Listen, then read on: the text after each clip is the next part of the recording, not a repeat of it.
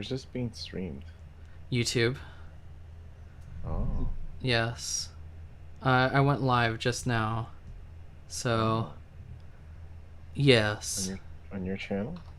Yep, it should be on my channel. Yeah, and there should be the Angela Anaconda on there. Um,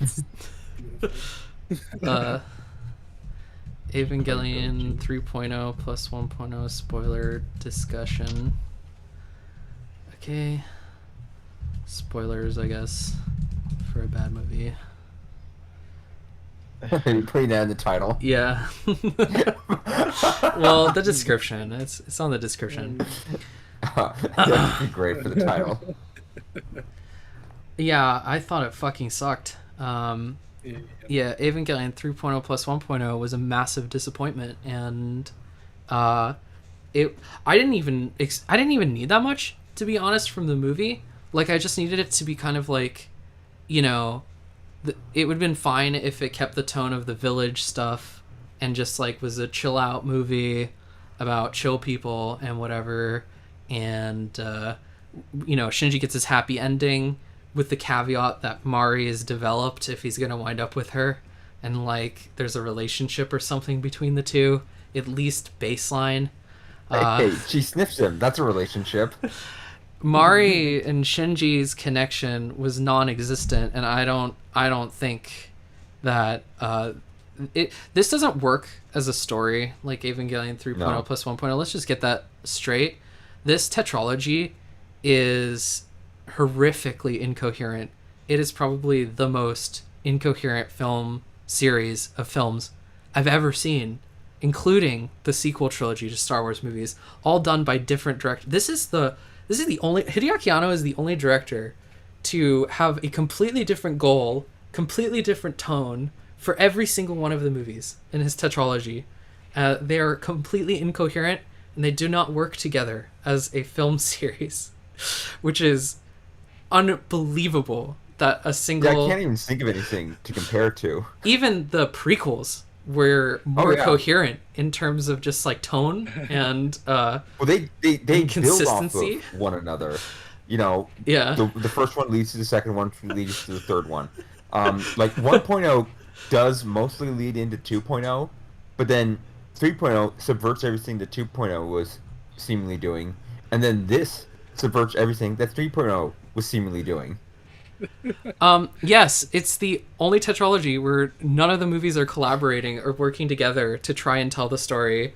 Shinji's arc makes no sense. It's like, so in 1.0 we have this character where Shinji Ikari has nothing to fight for. He doesn't know what to fight for at the start of the movie, and discovers friendship and companionship through Rei and Toji and Kensuke, and it wasn't well done.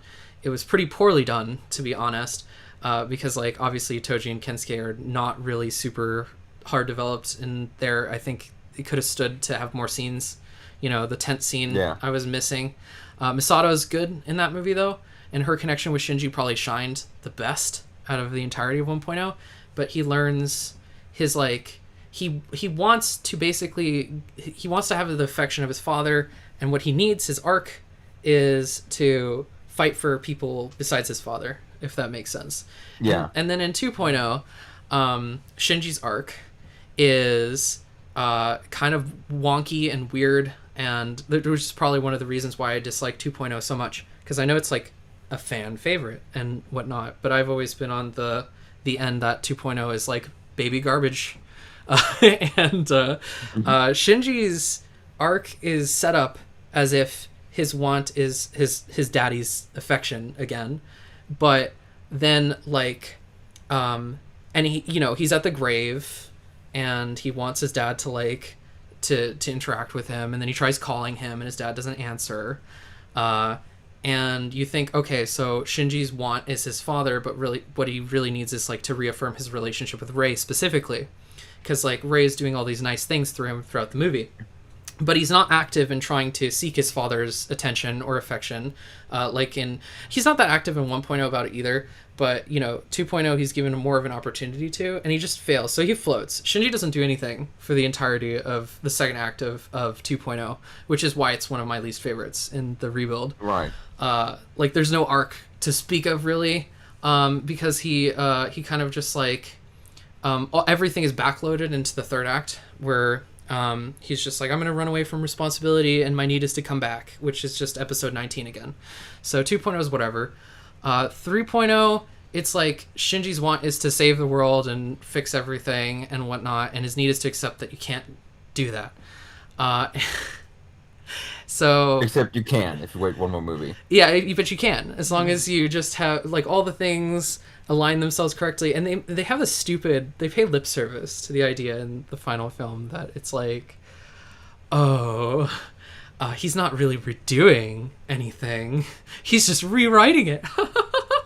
So, yeah, but except that he clearly is. Yeah, he's clearly redoing. He wishes away all of his conflict and responsibility with Evangelion, and his arc is so baffling and confusing because he has PTSD at the start of this movie, and you'd think that through him reconnecting with other people and nature he would learn to get over PTSD, but they don't show it, which is madness. So rewatching the film a second time, I was really paying attention, and I'm like, are you going to show Shinji fishing with Kensuke? Are you actually going to show it? No, they don't. Cut away. They cut away. Are you going to show Shinji hanging out with Kaji Jr.? Oh no, you're going to cut away from that as well. Oh, all right, it happened off screen. So Shinji's whole arc is solely defined by two moments. One with Rei, where Rei delivers food to him, and he's just like, I don't deserve kindness, and she's just like, but Shinji, I was programmed to literally love you unconditionally. Because they make a whole point of that. It's I'm a woman of my programming. I'm a woman of my programming, so I'm here to deliver you food. And he's like, wow, everyone's so nice to me. And then that changes him to go hang out with other people off screen. So all the major change happens off screen, which is just amazing. 3.0 plus 1.0. You're 2.5 hours. You devote all the time to illustrating Rei, because we show a lot with Rei. We're hanging out with her. You show her develop. Yeah, you show her develop, and she's actually probably the best executed part of this movie by a lot is Rei, and it's all demonstration, it's all showing, not telling, and then it's all tell don't show with Shinji, and then Shinji just magically transforms into a Gary Stew after he after he does all the shit off screen with everyone. He gets this wind that comes to him, and he's like, it smells like Kaji and his watermelon patch, and I'm remembering now. I'm remembering Kaji and my promise to him in 2.0. How this is one of the only things that actually properly ties back into 2.0, by the way, is the promise that Shinji made to Kaji to protect Misato. The rest of 2.0 is either confused or retconned, which is fucking stupid.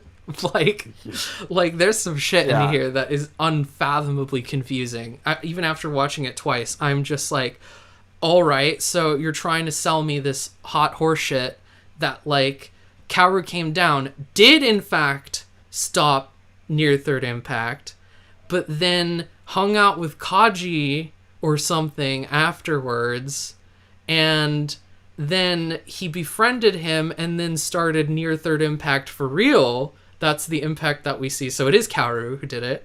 And then Kaji flew his helicopter into Kaoru during near third impact, crashed it into Kaoru, and then it stopped it.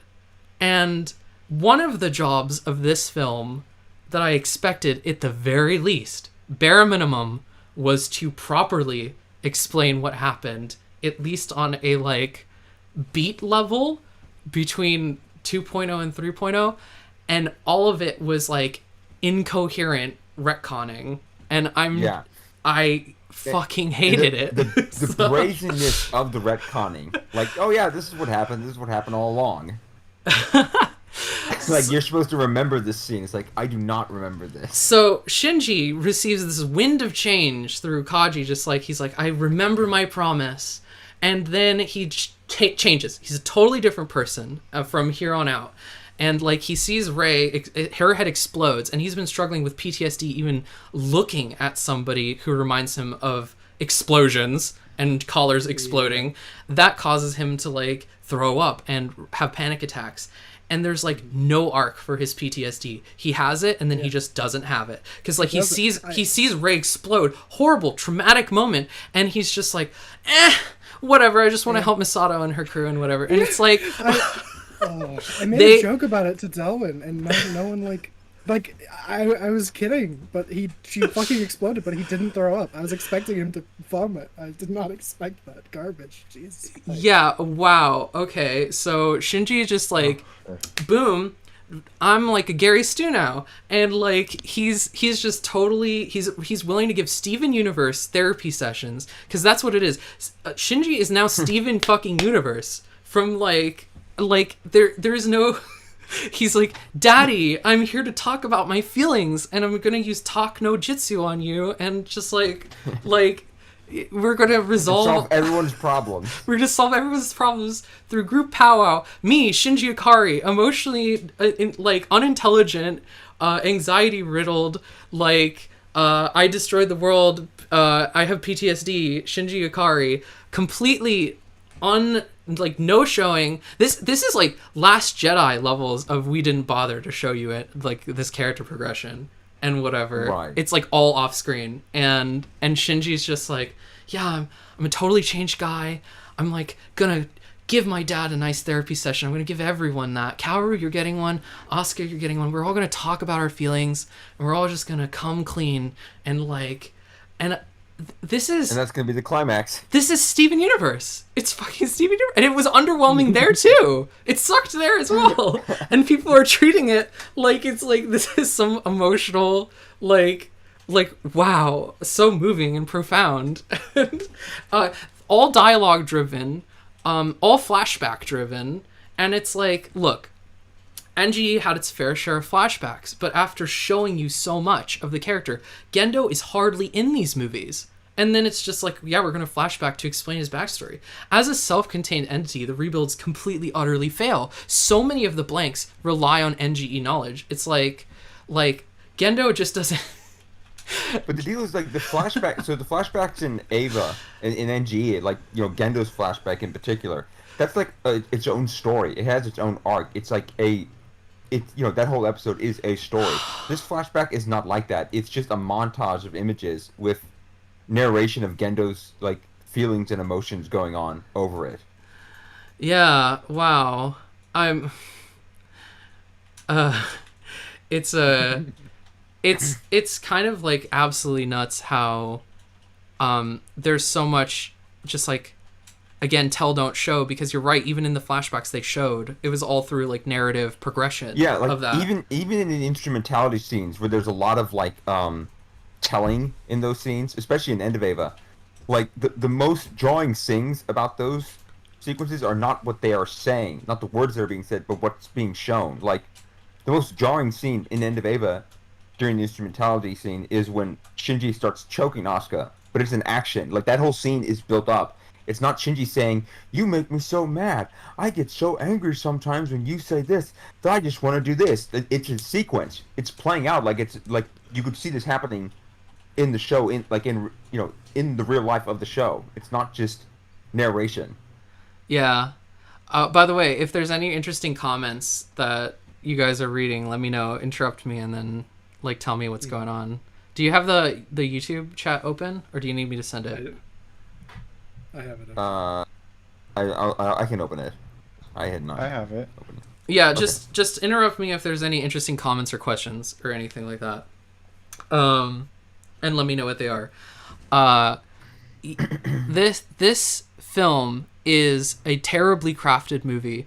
It is structurally comparable to the new Space Jam movie, which I watched, and that is unbelievable. Let me talk about why. So in Space Jam, the structure was that the midpoint was actually more of the third act climax, and the rest of the movie was this basketball game. It was all assembling the team in the first half, and then this huge basketball game in the second half. And this film was Village and then everything crazy, all climactic stuff in the second half. And it was just like non-stop action until the end. So structurally, it was fucking boring. Like, that second half was terrible. I enjoyed, I was vibing with the first half. I was like, okay, we're doing this Ghibli thing. We're getting character development. We're going into like Toji and Kensuke. Too little, too late. Oh my god, why are we doing this? It's like these are basically new characters again because Toji and Kensuke aren't the same people at all. That's the problem with the 3.0 like narrative seppuku that it did, was like, now we reboot and we have all these new characters. Sakura wasn't remotely resolved or interesting, I felt, in this movie. It was like, this character we introduced in 3.0 wound up playing very little role in the overall narrative. Asuka played very little role. Mari played even less of a role. And it was like, Jesus Christ. Kaji Jr. played like nothing in this story. It was just like, all these characters amounted to so little. And like, Shinji's arc is the only thing that could have saved it. If Shinji's arc was coherent and well written, and you know, I'm saying this now, so everyone who's listening, who's seen the, you know, go back to why I explained Shinji's like character progression is not great in this movie, because it's very poorly executed, Shinji's arc, quote unquote, it's just, it like, that was the only thing saving this as a story, was if Shinji was very good, and everything that kind of revolves around him. And I think the two characters I would have liked to see a lot more of in this was Misato, because I think they did Misato really dirty in 3.0 and 3.0 plus 1.0. She and 2.0 actually. She seems like really important because we introduced 1.0 and it's a film, and who's the core cast? It's Rei, Misato, Shinji. And so you're like, okay, those are the three characters that should get the most development and integration. But Misato's not even integrated with the core cast through the majority of this movie. She's off in not even a B plot, like in a like D plot or something, where she's like info dumping information to Ritsuko that Ritsuko should already know like a million years ago. So like, that was horrible. The use of exposition in this movie is atrocious, by the way, where Ritsuko's just like, why are you always hanging out here? It's because Kaji, right? And then Kaji or blah, blah, blah. She's like explaining to Misato why she's hanging out here, like, which all the time, which if she's hanging out there all the time, she would have like brought it up a million years ago. And then Misato goes, yes, and here's this backstory that you were probably aware of like a bajillion years ago.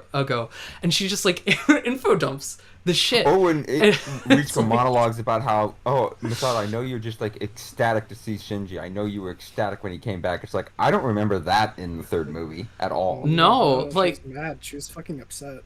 Yeah, they totally retconned Misato, I feel, in like 3.0, but they retconned a lot, because, okay, is Shinji responsible for Near Third Impact? Because it reads in this movie like he's really not responsible for Near Third Impact.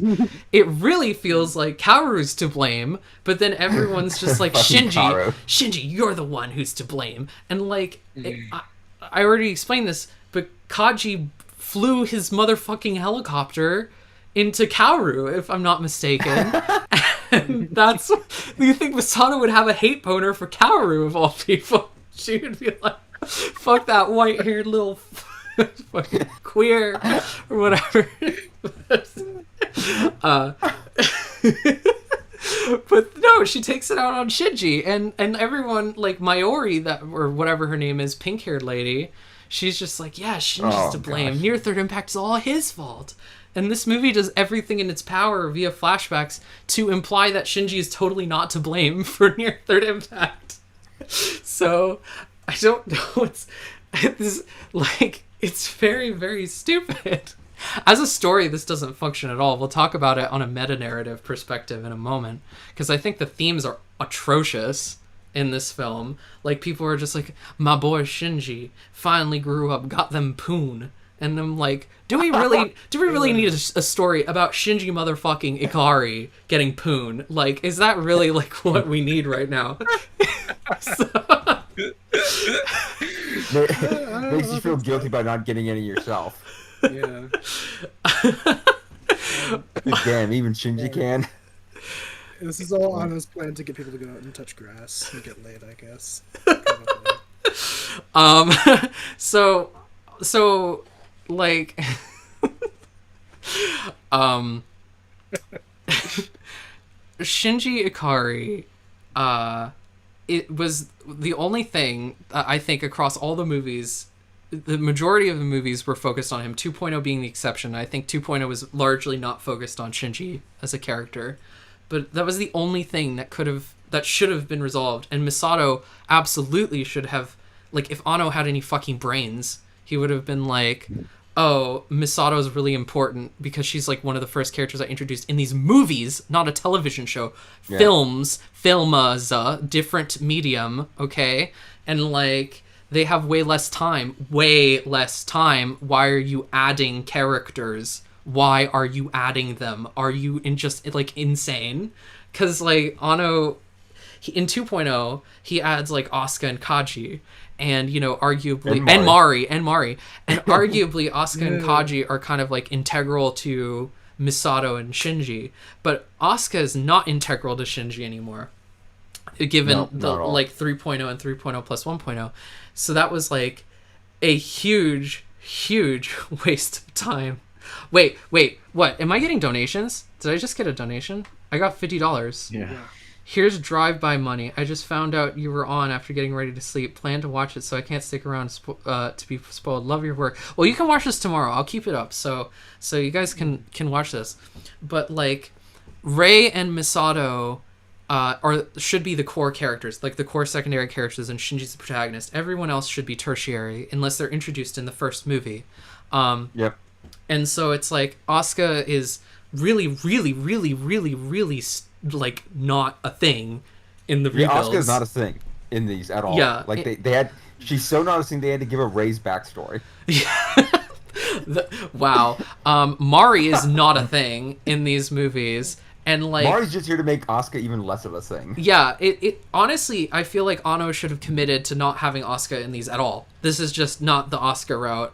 I know that she's beloved, but if you're an Asuka fan, you would hate these movies. I would feel you would hate these movies. I'm an Asuka fan, and I hate these. I think, would you say as an Asuka fan, it's preferable just to not have Asuka in it? Because I feel like it would be preferable to just not have Asuka in it. Just not have her in it, and then she can just be like the one thing that wasn't defiled by these movies. Yeah, just have like Mari with Kaji, and then you're like, who's this new chick or whatever that comes in? Every Asuka fan's cope is that like, well, this is Shikinami, it's not Soryu. Mari is so not a thing to a shocking degree. She's only here for meta. She has like no character. Okay, all of her 2.0 characterization is, I'm an adrenaline junkie, I'm a mystery girl, I'm addicted to piloting Eva, and you think that there's going to be something here, like that she's here to throw something out of alignment in the character dynamic of some sort, but she doesn't even interact with the protagonist until this final movie, and not until the fucking midpoint of the fucking movie, and then never again until the ending. And it's like, well, not never, but they have like 2 pieces of dialogue or something, and it's So do you think that maybe her point about not even existing in this is like, hi, I'm Mari, I'm gonna take you out of Ava, and it's this entire franchise? Oh, like that she's... Well, Anno said that Mario was here to destroy Eva, and I think what he meant was that there was like a perfect cast dynamic with the original Neon Genesis, which there is. Every character in Neon Genesis Evangelion has like a Shakespearean level of interaction with each other, where it's like, even the minor characters have relationships, like the nobodies have relationships to other ones. Maya has like a crush on Ritsuko, Makoto has a crush on like Misato, and like Shigeru does the laundry for everyone. Okay, so I'm joking. But everyone, like even the most minor, insignificant characters have personal dynamics with the other characters in the cast, which is very interesting. And that's not to speak of Fuyutsuki, like, who is a really excellent, and Ritsuko, amazing character. Like, these are amazing secondary characters that have like very, very strong webs through the rest of the cast. Ritsuko is, oh my god, she could have been one of, I think, considered one of the major characters of Neon Genesis, and she's just not a thing here. She is just technobabble, bro. Like, that's all she's here to do. What the fuck? Anno should have been eliminating characters to develop the few new characters, and like trimming and hedging from the start. Because now we have Sakura and Mayuri and like all these rest of the bridge bunnies that don't matter, and the major characters like Mari are just left in the dust. And I'm like, why wasn't Mari interacting with Shinji in this movie to a significant degree? If they had done what I speculated they should have done, and I'm not saying that they can't do this movie and the ideas in this movie, like there's a way to do a lot of the stuff that Anno wanted to do here, but would have succeeded from a character writing perspective because he just gave up to do meta. So Mari could have easily been in this movie earlier by having the half of the fight sequences cut out, and it's just Shinji on the Wunder for the first half, the first half, or the rest of the second act, I should say, and then the third act. First half of the second act, yeah. Well, the village, you can still have that, and then I was thinking, since we get to the Wunder at the midpoint, you can have the second half of the second act be Mari and Shinji and Asuka on the crew, and kind of just like character. So we still do village stuff, but in a different environment. It's like slow burn character drama with development of Shinji, because like it's basically the village where Shinji isn't given like the benefit of the doubt. Because we have plenty of time in this movie, y'all. Like, I know that some people are probably going to argue, because they did with Your Name, that it's like, it would have been nice if it was a good movie, but they didn't have time to make it a good movie. Bullshit. This is a lot of time, especially, because this is like... Movie's 2.5 hours. 2.5 hours. We're dealing it's with... the fourth movie. We're dealing with Godfather length here, guys. We're dealing with Disappearance of Haruhi length, and it's just like... Apocalypse Now length. This has no excuse to not have like strong character writing and like character interaction and showing us characters with each other, because I desperately wanted to see Shinji and Misato together in some capacity before the climactic events, and I desperately wanted to see Shinji and Mari, because if they're going to end up together, I want to root for them. I want a reason to like them like together, and because I'm not opposed to them getting together at the end. I still want you to have your idea, Anno. If you want her to be Miyoko or whatever, like a surrogate for your wife, I get it. Just give me something, man. Give me something to work with. And it's like... That's something. Do you realize that in this 2.5 hour movie, Asuka and Misato don't have a scene together? They don't say a word to each other? It's fucking nuts. It's insane. It's like these characters, you have all these characters and they're not interacting with each other. And then these new characters, which are like Toji and Kensuke 2.0 and whatever, because they did a character wipe of them, and not that they had much to begin with in the rebuilds, that wasn't really built in. They get a lot of time devoted to them, and I don't think it was worth it. I don't think these new characters were... Further new characters were like a good idea to even develop in the first place. Oh. It was just to give Shinji people who liked him unconditionally, which is a really weird theme of this movie, is that like everyone likes Shinji even when they're pretending not to like him unconditionally. And it's like, why? What the fuck did Shinji do to deserve this? Especially if he destroyed the world, which he didn't really. So I'm confused. I'm just like, okay, you didn't really destroy the world in this film. I'm going to have to go back and rewatch it some more just to make sure that Shinji in fact did not cause Near Third Impact, because I could be wrong. But, like, it seems like Near Third Impact was not caused by him. And if that's the case, nobody has a reason to hate him anyway. It's like, why does everyone fucking hate him? But in this movie, everyone likes him. It's just like, boom, flip of the switch. He's around people who really, really like him. And that seems to... I think it's a terrible message. It's just like... Because, unfortunately... It's not a realist message. It's a very naive and portentous, not pretentious theme, where it's like the world is full of great people who will just suck your dick, and even though you did horrible, ghastly things, like you just tried to destroy the world again in 3.0, which is totally his fault. That whole shit was absolutely on him. And he's just around people who coincidentally all are really cool with him or don't know. Yeah, it's what like he did. The message is find people who love you unconditionally and they'll help you get over your problems. It's like, well, what if people can't find that? A lot of people can't. Ano is So- specifically, like, there's speculation, which I think is true, that, like, the village represents Studio Ghibli, and Ano is in a super privileged position. I'm sorry to use that word. I know, like, you know, it's obnoxious, but he is. He's like, Ano is this rich fucking guy who used to be this, like, loser incel and whatnot, and everyone's, like, treats him really well at Studio Ghibli because of course they would. Of course they'd suck your dick, Ano, because, like, you're fucking rich and famous. You made Neon Genesis Evangelion. What are they gonna do? Like, hate you? Come on.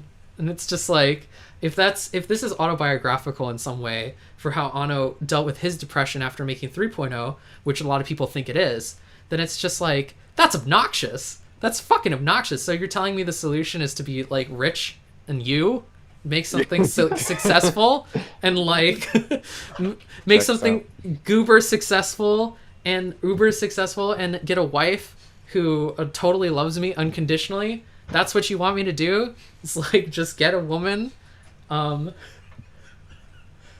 Mari Really homophobic there, Ano. Mari is horrible because, again, Shinji doesn't earn her love at all. Like, there's no reason for her to love him or for them to get together at the end. It is just, I am woman, you are man. That's it. She's the only option they have left. And that's like, that's the worst reason. And it's this stupid unconditional love theme that, like, runs throughout this movie where people will just like you because you're you. And it's like, no, Ano, people like you because you're rich and famous. I don't think he realizes that. And that's, like, really fucking stupid. People like Shinji because he's the protagonist. Shinji's done nothing to earn anyone's affection, and that's just not how it works. He didn't do anything even in the previous movies to earn anyone's affection. Like Toji and Kensuke, Well, barely showed them. Like, You know, so- hate to say it, because of all the... But, you know, Mari's weird. The weird implications for Mari, so I don't care anymore. The only person that Shinji ever earned the affections for in any of these movies was the original Rei. Yeah. Like, It's that's it. Rei 2. Rei 2 is like pretty much. I would understand if Shinji wound up with Rei 2 at the end of this movie. Not, I don't ship him with anyone. That's the thing. I think shipping Eva characters is a fool's errand. To be honest, it's like Shipping is... these are all yeah. like children, bro. They're all 14-year-olds. Well, I mean, Right. I guess not anymore, but you know. No, Mari's It's- like 65 or something. Yeah. The weird implications with Mari and her, like, backstory they're Yeah, and if insane. Mari's supposed to be Ano's wife, I don't know what the implications are. Yeah, like, Ano got offended when people were like, guys, stop talking about my wife like you know her just because you saw her in the movie. Because Mari. I'm like, ugh. It's so obnoxious. So I guess we should talk about the meta, because I really don't think this succeeds as a story. Like, I really don't No. think any of the movies work together. I don't think the plot is coherent in this movie. Like, the action is constantly weird and stakesless. Like, take the opening, for Oh my example. gosh. It's just like the opening, we have no idea what they're after, what the stakes are, and it turns out they tell you after. It's like, oh, they're after armor or whatever, but who gives a shit? That opening 12 minutes was stupid and should have been cut. I'm sorry. I'm, like, of that opinion. It didn't play It's into terrible, but it's actually better than the midpoint section. the midpoint section with the Asuka turning into a fucking demigod thing or whatever. That's kind of okay. No, I'm thinking about before that, when they're like jumping into the the Black Moon or whatever. Oh, And where they're just fighting those- Hideo Kojima MGS4 robots or yeah, whatever. like that stuff is horrible. At least the Mari Parish fight, you like have a blue sky against the red like ground, so like you can kind of tell where things are in proximity to one another. This is just red on red on red. Oh yeah. The visuals are atrocious for the fight scenes, especially in the second half. The first half of this movie looked fine with the Ghibli village. It was like pretty Yeah. well animated, good backgrounds, fine staging. I think that the shots were actually too samey. Like Ano was saying, oh, it's like interesting angles and whatever, but he kept going for these like top down, really wide lens angles, like where he'd put the camera at the upper corner of a room or whatever. He kept doing that. And it's like, Ano, you're repeating yourself. And this is a very uninteresting kind of shot to keep repeating this type of thing. And in general, Ano's like method to quote unquote storyboarding this movie, according to that Ono documentary, is laughable and stupid.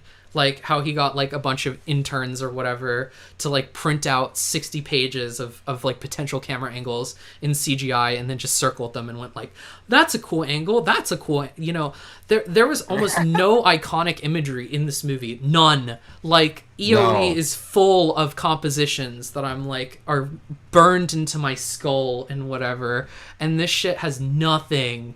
It has nothing, bro. It's like I don't remember any of the shots being interesting at all, or like any of the imagery, because it was so visually noisy, especially in the second half. How can you meme like how can you turn like some of this instrumentality-esque imagery in this movie into like and meme it whatsoever, or like pass it around and be like, this is iconic or some shit? And it's all derivative. Anything that is like the stupid Giga Ray thing that looks awful, that might get memed because it looks terrible, but it's an image that we already saw in EOE. So all the imagery that is like actually interesting is like recycled, and then anything new here is just so visually noisy that it's like not imagery. Like, yeah. I don't, and that extends to the fights. The fights were horrible because it was all noisy and confused. It was just like the Wunder flying in the weird like Last Jedi-esque sequence where it was like ripping up the floor and it was all red and whatever. That's so confusing. That fight like that happens during that around there. That entire section was just strange. Yeah.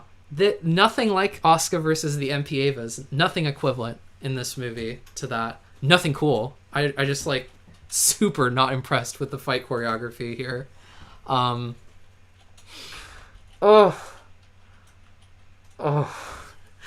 Is there any fucking interesting no, yeah, the focal points. Okay, yeah, that's true, actually. So there's this concept in cinematography called continuum of movement.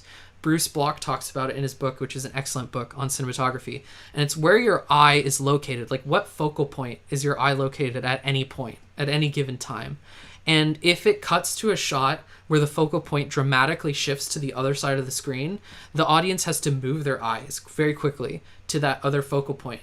And that can create like a dizziness sensation if overdone. And so it's like very important that shots have continuum of movement where your eyes don't have to move far for the next shot where the focal point is. So things transition really smoothly. If you want an action sequence to not be mind numbing, and they didn't do that in this movie. So, no, everything about it was awful. I was so mad that like you have basically these skeleton Avas that they're fighting when they're all falling down the hole, and any competent director would have given really harsh shadows in the scene. The skeletons would have been like really disgusting. They would have had like meat and muscle on them. That should have been like kind of a horror action sequence, and it just looked like total shit. It looked like some crappy PS2 game or something. Just absolute garbage. I couldn't believe it. There's a lot of shit in this movie I couldn't believe. Like, the reception of it has been baffling and really, really, really confusing. I feel like the hype of waiting 10 years is really like, and the reception of Japan as well, because Japan is like, they have weird opinions, y'all. Like sometimes it gets really strange, where they like they like very low quality works, and this is a very low quality work to think is good. I'm convinced that this is like a B movie. Like honestly, the filmmaking is astoundingly poor, and the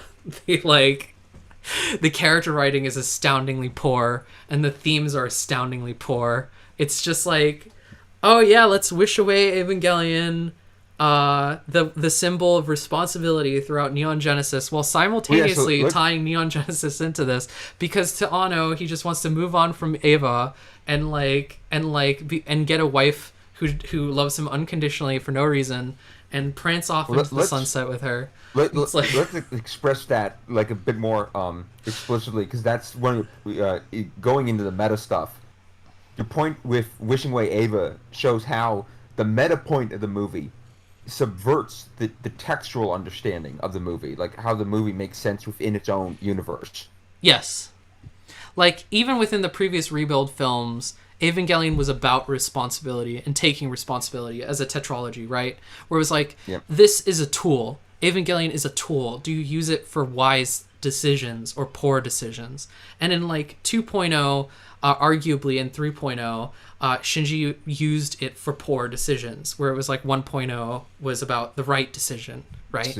So the arc and the structure of it was going to be using Eva as a tool to help others in the first one, and that was a success. And then for selfish reasons in 2.0 and 3.0, and then supposedly in this movie it would have been rediscovering that Eva is a tool to be used properly, because to like Anno, whatever he feels about Evangelion as a franchise and the fact that this represents Eva as a whole, let's put that aside for now. What does Eva mean to the characters here? And it is power. It is with power and responsibility. Evangelion is that. So wishing away Evangelion, based on the previous films and the context of the previous films, is escapist fantasy. It is I wish away my responsibility. I wish away things that I'm supposed to use benevolently and use like intelligently. And so it's like now you have a really confused thing, because this movie, it doesn't want you to read it like that. It wants you to read it like this heartfelt goodbye to an old friend. That's what it wants you to do. And it's like, Right. and I feel like that they're incompatible. What the rest of the films are building to and what this film is saying and asserting with Eva is Evangelion as a motif, as a visual signifier, are completely different things. And it's like, what the fuck? So here, Shinji wishes away Eva, and it's supposed to be meta for how Anno is finally giving up on Eva and letting go, which he's not doing, by the way. In interviews, No, he he's said not. that he's not. So fuck me, I guess. So it's kind of like Anno was just like, oh yeah, Eva, I wanted to still go on. We should explain what happens in between like 2.0 and 3.0. Like, Anno, you fuckhead. So even the meta of this movie doesn't work. It's fucking stupid. So this mythologizing about Anno and like applying that meta and mythology to this film is already incompatible within a few weeks. So it's like a few months of this movie releasing and it's already out the window. I don't know what you want, guys. Like, this movie sucks. It's really bad. So We live in a hellscape. I don't want to know about Anno's life, believe it or not. I really don't. I'm very uninterested in Anno, like, as a person. Right. I like Evangelion because of the characters, and I only was interested in Anno as a person in regards to how it tied into the characters and to Right. Evangelion. I don't give a shit about rich bitch Anno and his successful fucking, like, life. I really don't. Because it's like, great, you're awesome. Your success, everyone loves you. Awesome. And that's what he made a movie about. Like, Japanese critics are saying that this is an I novel of a film, which is a narcissistic term for, like, a film basically about your life and how you're, like, awesome and whatever. It's like, that's what this is. And like, I would rather just read Anno's tweets about his life, to be honest. I don't really give a shit about how, like, his life in regards to how he's trying to lecture me about how I should live based off of what his life is in such an overt and, like, way, because films are persuasion. That's what they are. Films are persuasion, and, like, a good theme and a good message is a persuasively executed one, not based off of who the person is, but based off of what the argument is being made using the characters in the narrative to argue the theme. So, I was moved by Evangelion not because of Hideaki Anno, but because of Shinji Ikari. All right, Yep. like, because the fucking story argued for how you should live through this character and illustrating their struggles and tribulations, and that arc that was really effective. Because Shinji Ikari's arc is very cohesive and coherent in Neon Genesis and End of Eva. It is about his want is external validation and his need is internal validation, and they are polar opposites. His goal that he's constantly striving for is exactly what he doesn't need for happiness, and what he does is like affirmation of the self, to be like, I did the right thing because I did the right thing. It's not because I want praise from others. And that's the point. And Neon Genesis is an argument for it. And Rebuild is not arguing for anything. It is a metatextual narrative that completely fails at illustrating character and story, and is totally reliant on Hideaki Anno and his life and knowledge of it and care of it, from some celebrity status, that like you can apply this like, oh, go outside and go touch some grass because I did that. I got in tune with myself at Ghibli and whatever. And I don't need to show you Shinji's arc. We don't need to show him fishing. We don't need to show him hanging out with like Kaji Jr. We only need a handful of scenes with Kensuke. And because it's like, it doesn't matter, because I'm going to fall back on meta and I'm just going to be like, this is how I got over my depression. And I'm like, I don't really give a fuck, Anno. I really don't. Like, I don't know. So, can you tell I don't like this movie? It's very cathartic. Pretty well hidden. It's pretty cathartic after witnessing the horror that was that movie earlier. Yeah. It's so, to care about a message, you have to care about the characters and the plot. And this film it's not a message. Meta cannot be a message. This is about Anno getting over his depression, but that says nothing about, people getting over depression in general. Yes, exactly. It's not effective because your arc isn't necessarily an argument. Like, just because, like, you went through something, you did not explain to me how and why. And so there's, like, no proper cause and effect and no demonstration. And so, therefore, it, like, rings hollow and, like, inauthentic. People like this movie for the same reason they like FMA Brotherhood.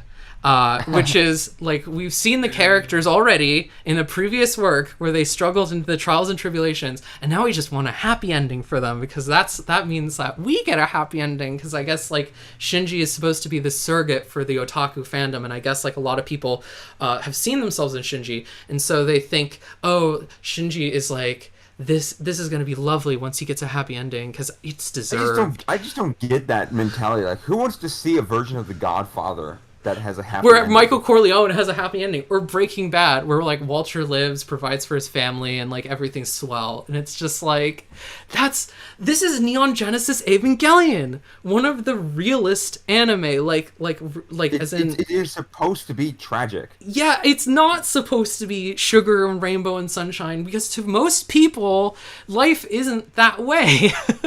Especially if you're not rich and successful and making one of the most like successful anime of all time. It's like, that's Anno is Anno. Anno is not us. It's not the people. And like, he's lost touch. Shinji. He's lost touch of people. And like, that's what I get. It's like, you're not a person anymore. You're not a real person.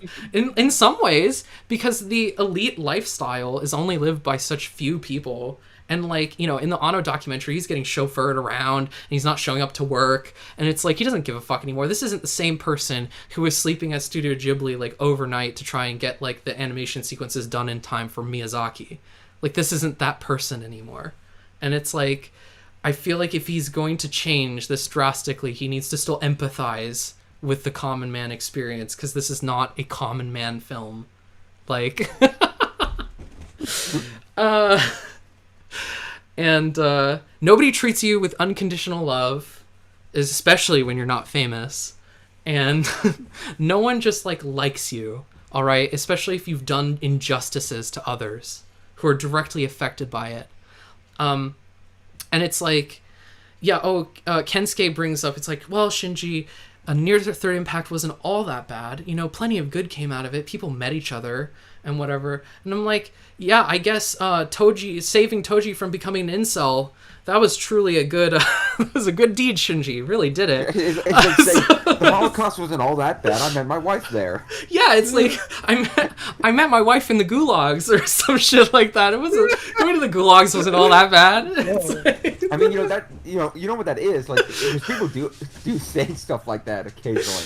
Not necessarily about that, but like they say stuff like that. It's like, well, we call that a cope. it's cope, yeah. It's like so. But you don't cope to the guy who caused it. And yeah, Yeah. and End of Evangelion is very hopeful. I've always interpreted it with the glass half full mentality, because End of Eva is a test. It's like it doesn't give you any like emotional feedback on how to feel at the ending of End of Eva or what to take away from it, because the rest of the movie was an argument for how what you should take away from it. Because it's like Shinji Ikari finally did something that was good for his own sake, for the sake of everyone else, but for like not it's selfless reasons. It was like a benevolent action, and it was like something he could be proud of to do. And so when you're tested, when he's made a vow to try to change himself and make himself better as a person at the end of the movie with his mother, it's like that ending, you're supposed to see it as like a glass half full kind of deal in End of Eva. It's a scene about Asuka showing compassion to someone who like who she's barely been able to express her like own feelings about things properly in a way that is compassionate or empathetic. She feels it, but she doesn't know how to show it, and so she shows it there. And Shinji stops being violent and lashing out and destroying conflict, which is represented through Asuka. It's like that scene is beautiful. It's more beautiful than anything in this movie. And it's Sure. I mean, and it's so raw. Like, it's so primal in like every action and reaction that's being done in the scene. The question is, with two people who are diametrically opposed but very similar, can they coexist in spite of that? Like, and that's a question it asks you, and you're supposed to come away being like, yes, they can coexist. And that's the hope from End of Eva. And in here, it's so earned. There's no test or ambiguity. It is like Shinji and Mari run off into the sunset, and we end over a panning shot of live action footage. Everything over eight. Shinji swears to be better, gets the perfect girl, solves everyone's problems, and runs off into the sunset. Shinji says, well, I'm going to try and be better. In End of Eva, he's like, I'm going to try and be better. And it's like, okay, well, here's your first test. Like, literally the last person you want this to be tested on. Yes, exactly. And it's like, wow, that's a powerful sentiment. And he almost fails. And you have to think about it. You have to actually use that noggin of yours to really like be able to take away something meaningful, which makes it more powerful to those who do. Because then it's like, you know, when I was young and I saw that movie, it was End of Eva is something that inspired me to get off my ass, complete my schoolwork, I wanted to be a film director and a storyteller because of this film. And it was a kick in the pants to do better in life and actually try and succeed academically, which I did. Because of the film. And, you know, Anno in the Anno documentary is like, oh, I'm glad that Evangelion helped some people, but, you know, I don't really care. Like, it's good that I helped some people and hurt others. And he seems very, like, indifferent to how powerful helping a few people really is. Like, that's significant. Yeah.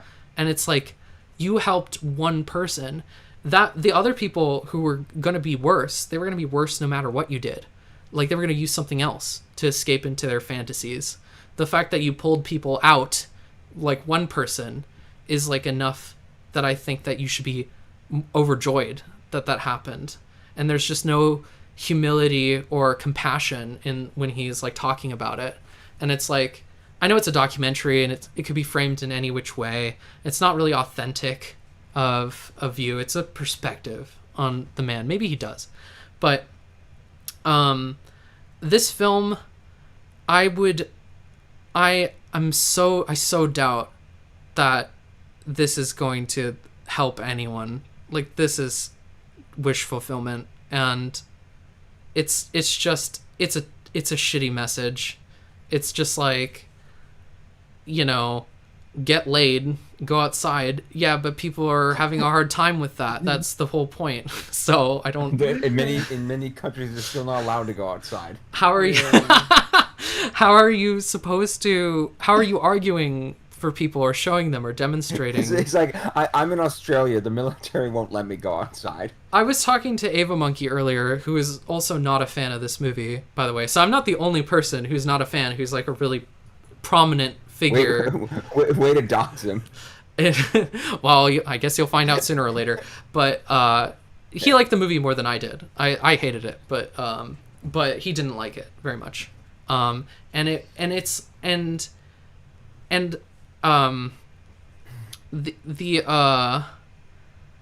think the type of people who would benefit from Evangelion have already pretty much benefited from it, and this is just here to pander to expectations and give people a happy ending, which was already done in Sadamoto's manga, by the way.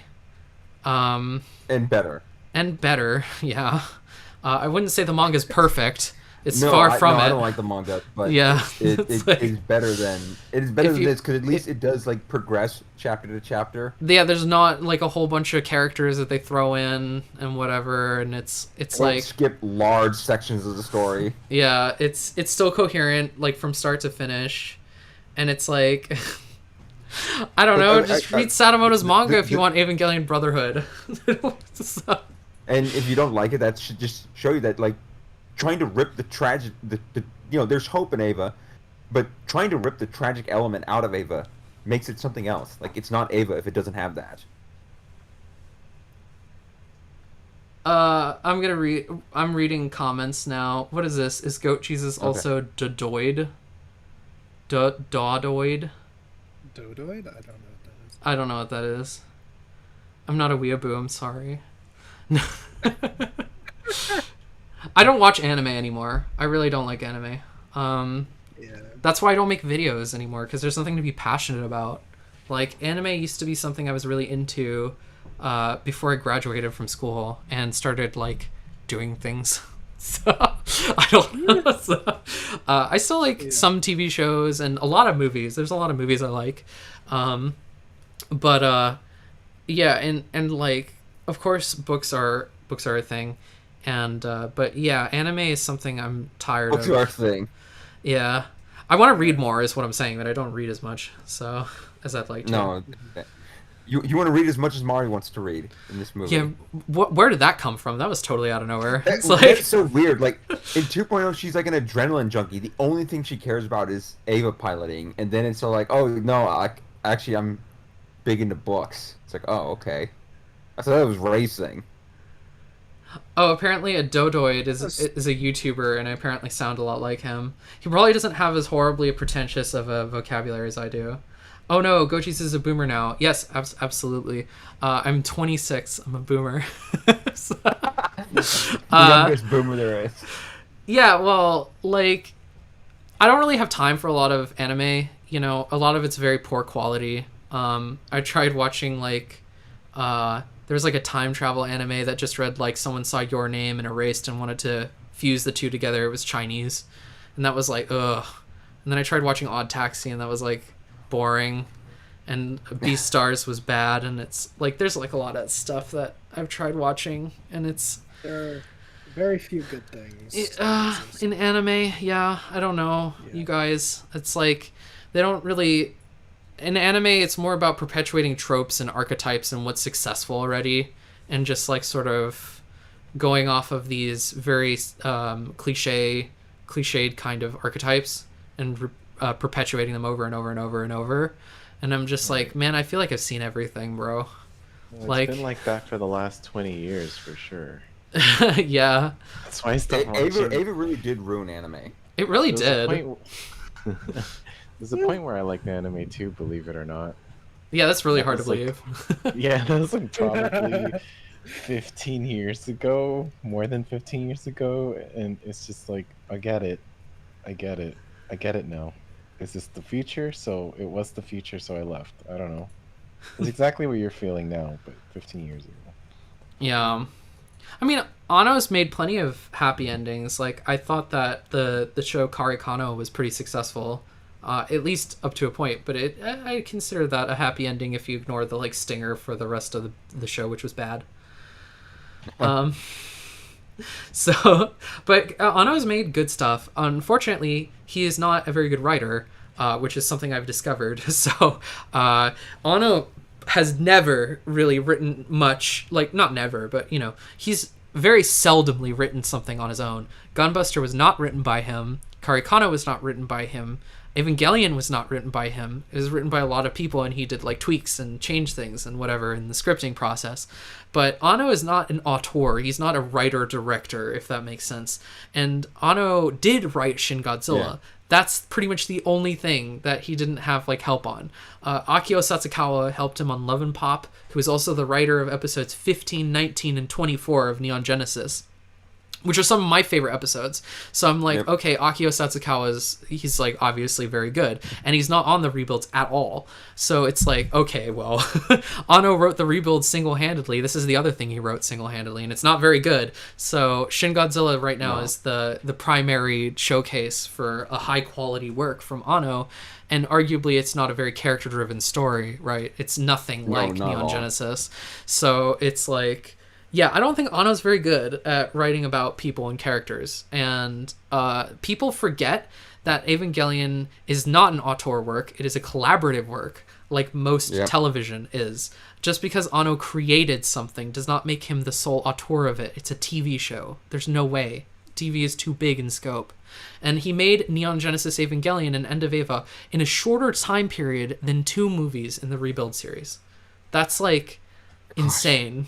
Okay, like Anno has very he has a lot of people to thank for his success, and there's another writer of Neon Genesis Evangelion, I'm forgetting his name, it's slipping off my tongue, but he wrote episodes 21, 22, and 23, and that's a different writer who's also not on the rebuild, and also those are some of my favorite episodes. So it's kind of like Eva is a time, it is a place, it is a set of people who have been fragmented, who have gone to Production IG, who have gone to Trigger, who have gone everywhere else. And Anno, according to the documentary, isn't listening to people he's supposed to be collaborating with. Like, there are people around him who are like, Anno, please, let me show you what I've thought up. Let me show you my ideas. And he's like, I don't want to see this. I want to think of it on my own later. And he's the type of person who rushes into the office after the script's gone gold and like says months before the movie is slated to be finished, guys, I know we finalized this entire third act, but I rewrote it. And, you know, I'm the producer, so I make the deadlines. And, like, he just forces people to redo the entirety of the third act with 3.0 plus 1.0. What kind of creator? What kind of vision is this? It's like, this is not somebody who I once admired in the same way, I guess. And he's always been a good director. I'm confident he's a good director. I'm not confident he gave a shit about the way that 3.0 plus 1.0 is directed. The fact he didn't bother to just draw storyboards is a lot. That says a lot to me. Like, where it's like, come on, dude. Come on. Well, and what was he? He was chief director here, like, because he had several directors. Yeah, of course. Chief director. I don't think he's a good chief director because it didn't sound like he would be willing to tell people. It seemed like, on one hand, he was like, he was vague on what he wanted, and then he'd be like, well, I'm just going to do it on my own. But then sometimes he also just wouldn't be really firm with people saying, no, this is what I want. As chief director, he did not provide a vision for people to follow. Okay, so if you hold on too closely to your ideas, you will never be able to change. I agree, especially in television, that ideas should change. like in television it should be, but it's still a collaborative process where you're with several smart people who can make improvisation work. So Breaking Bad, for example, they saw the chemistry with Jesse Pinkman and Walter White and decided, okay, we're going to change direction, and Jesse's supposed to die in season 1, but now we're going to make him a mainstay because he has a lot of good chemistry with the lead, who's Walter. And that makes sense. It's a logical change, and television is very fluid. But once a script goes gold, man, once a script goes gold for a movie, to demand that your staff change it on behalf of your sheer incompetence as a writer, to then come in and be like, I need everything to change for this third act. I cease production on this. I need you to all redo it. It's inconsiderate. It's a poor use of time. It's a poor use of money. It is not thinking like a producer. It is not thinking like a creator. It is borderline just like sociopathic, to be honest. And I've never heard of a director who's like, we need to redo the third act. I don't care what we have. We're reshooting. We're redoing it completely. And it's like, that is insane. And it should have had as a writer myself who has written for things, I'm not going to get into what specifically. You might find out later, but it's important to plan thoroughly. It's important to change things, yes, but at a certain point you have to commit to what you've done and just begin production, and maybe small things can get tweaked, but not big things like the third act that ruins everything. It's just like, Exactly. oh, it's frustrating, and it's like, it's I don't know, it's not very good. I wouldn't do that if I was a filmmaker, like on Anno's level. I would have just planned properly and been satisfied with what I had as far as big things like the third act goes for a movie. So it's like, you have to commit, bro, especially with your ending. You think you'd have it that specifically locked down years ago. Come on. So, You have a start, you have an end. Fill in the gaps between. Don't fill in the gaps between and then make up your ending. yeah. One thing I'll give this movie is that I like Shinji has finally confronted his dad and tries to talk and understand him. So like Steven Universe. All right. I think that the confronting Gendo thing could work, not in Neon Genesis. That would be stupid as fuck. So in Neon Genesis, the conflict again is external versus internal validation. So trying to convince your daddy to love you is not exactly like compatible with Neon Genesis. So confronting him there is probably not a good idea, because the whole point is about, I don't need abusive daddies in my life. Gendo didn't deserve a redemption arc. He has done nothing that isn't like completely selfish and destructive, and like he's just evil, bro. Like, I don't know how else to describe it. And it's like, yeah, there are understandable reasons for it, but he doesn't deserve a amateur couch therapy session with his son, where his son lectures him on your feelings and whatever. I always felt that. Go on.